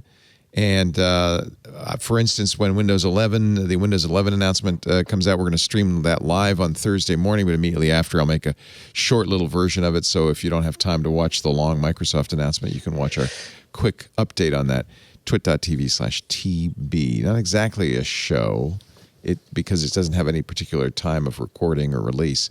It's just whenever tech news breaks, we'll be there breaking it. Thank you, Andy, Alex, Rene. Thank you so much. Great to see you. We'll see you all next time. Now get back to work, cause break time is over. Hey, what's going on, everybody? I am Ant Pruitt, and I want to tell you about my show, Hands on Photography, here on Twit TV. Each and every week, Thursday that is, I like to sit down and share with you the best tips and tricks that are going to help make you a better photographer. And it's not always about Photoshop. It's not always about just having the biggest and baddest and bestest camera. It can be the simplest of things, like leave your eye open when you're looking through the viewfinder. All of these simple tips can really help step your photography game up. So subscribe to the show today. That's twit.tv/hop. And I look forward to talking to you soon.